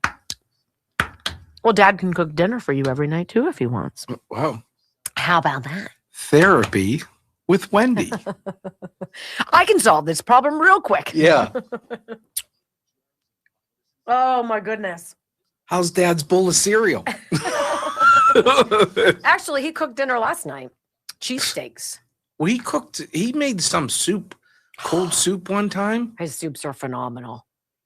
And so what he does is he looks in the pantry. So, okay, this is the time that we're actually doing it. We're not going to the grocery store until we eat all the jazz out of the freezer and out of the pantry, right? So if you get a couple ancillary things, you need some fresh produce, you need some fresh milk, whatever, I get it. That's fine. Everything else, we have so daggone much food. And so he goes and he's like, all right, I've got olives, sausage, and cannellini beans. What can I do with that? And he'll put it into the machine and up comes some recipe. And invariably, it's delicious. I'm just going to say it makes me very angry because it's always delicious. I'm like, that stinks. Have a failure every now and again, Joe. Like your brisket was so good. Oh. Yeah, so don't smoke a brisket this weekend. No. Well, I don't think so. I drained that. That was really good.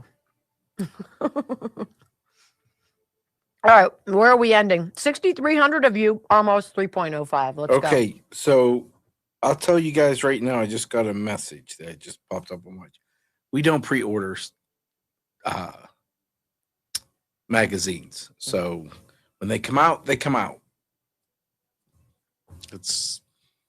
It forces you to be enraptured by my fabulousness. Right. It Well, should you be know, you fabulosity. start promising things and Yeah. And then somebody gets it, and then butt hurt. And then it's always a hassle on us. And it's like, no. Well, it's a hassle on you because I farm it out to you. Yeah. That was the deal. He's like, I really think we should do merchandise. I'm like, and it's all about you. You go ahead and you have a good time with that. And you've done great. You've done great. All of our new. Still waiting for the mugs, but you know. Oh, wow. You're needling Jolene. How many are we making? I don't know. I think it was 200? 2 or 250 of you and 50 of me.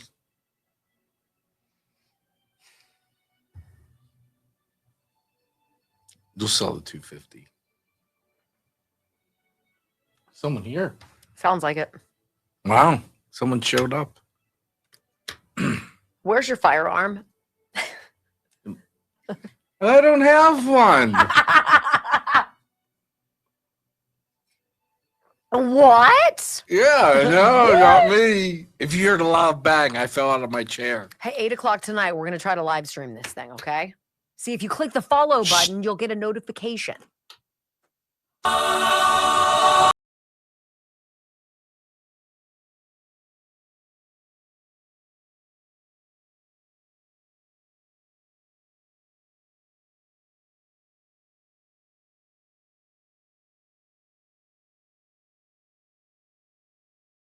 I have really enjoyed this Monday in the deep freeze all across this country with you. I know in my state, Pennsylvania, there's not a whole lot going on. I think Brock and I are on a short list of people who brave the conditions wherever you are. Again, I hope you're safe and that you are well, and we are grateful that you are here with us. WendyBellRadio.com, again, if you haven't followed us on the live video stream. Okay, so in the final segment, let's Jen Psaki and circle back our way to the big story here and Wyoming Congresswoman Harriet Hageman is, man, is she the gift that keeps on giving. She's the kind of hire that we need more of. We need to rubber stamp this kind of woman all throughout the House of Representatives. And she's like, look, Minnesota officials, anybody there who's going to feign, this is my fault. I should have paid more attention. I just didn't see the signs of this rampant fraud and the waste and abuse and all of this stuff at our state. She's like, don't fall for that BS. You're not born yesterday. Let's go. We could say that there were many red flags. These weren't red flags. These were neon flashing signs. These were fireworks. There were so many signs about the fact that this kind of fraud was going on, especially when you take into consideration what was just reported about the millions of dollars being flown out of Minnesota, out of the Minneapolis airport to Somalia. Over 80% of the Somalia households receive some form of public assistance. Many of them are on welfare. So your first question is, if they're on welfare, how are they getting millions of dollars to send back to the homeland?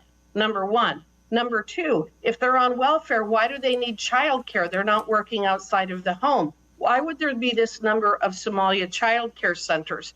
I mean, you can go step by step by step as you peel this onion, and you realize that there was layer after layer after layer after layer of fraud.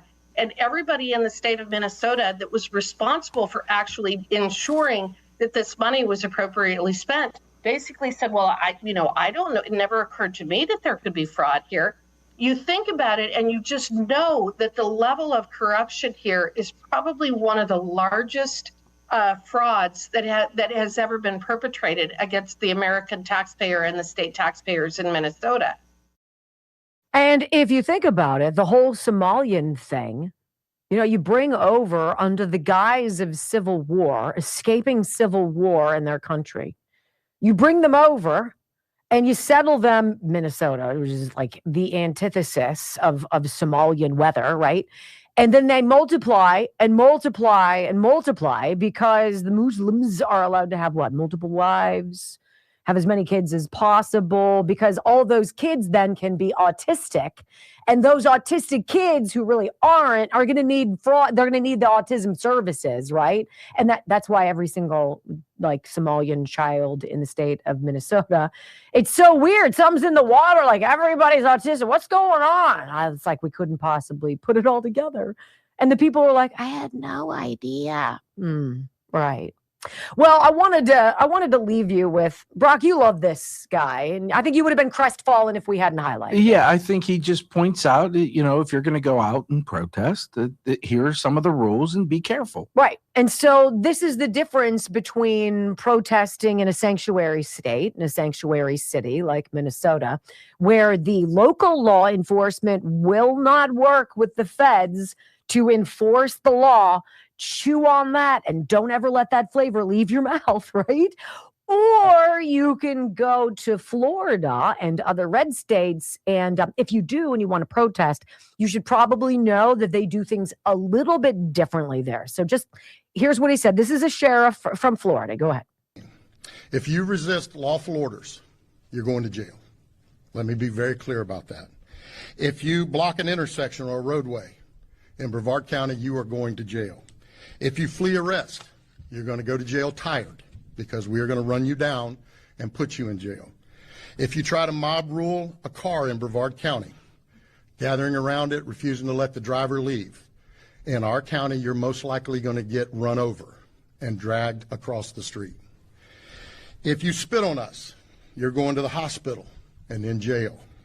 If you hit one of us, you're going to the hospital and jail, and most likely get bitten by one of our big, beautiful dogs that we have here. If you throw a brick, a firebomb, or point a gun at one of our deputies, we will be notifying your family where to collect your remains at, because we will kill you graveyard dead. We will kill you graveyard dead. Do you hear the words that are coming out of my mouth? If you want to come and you want to be peaceful, which, by the way, one more time, 80% of Americans believe is protected and lawful form of protest. You want to go walk on the streets and chant slogans? That's fine. You want to gather, you want to do what you want to do? That's fine.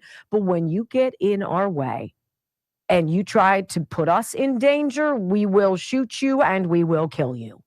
any questions. Now, that is sort of common knowledge for anybody who lives in Realville here in the United States. In Minneapolis, with Barack Obama and Bill Clinton encouraging the protests to heat up, you know damn well they don't care who gets shot and killed as long as we're not talking about the fraud and the waste and the abuse. Thanks for being with us on this Monday, snowy day. Stay warm. Come back tomorrow. We'll see you then. Love you guys. Peace.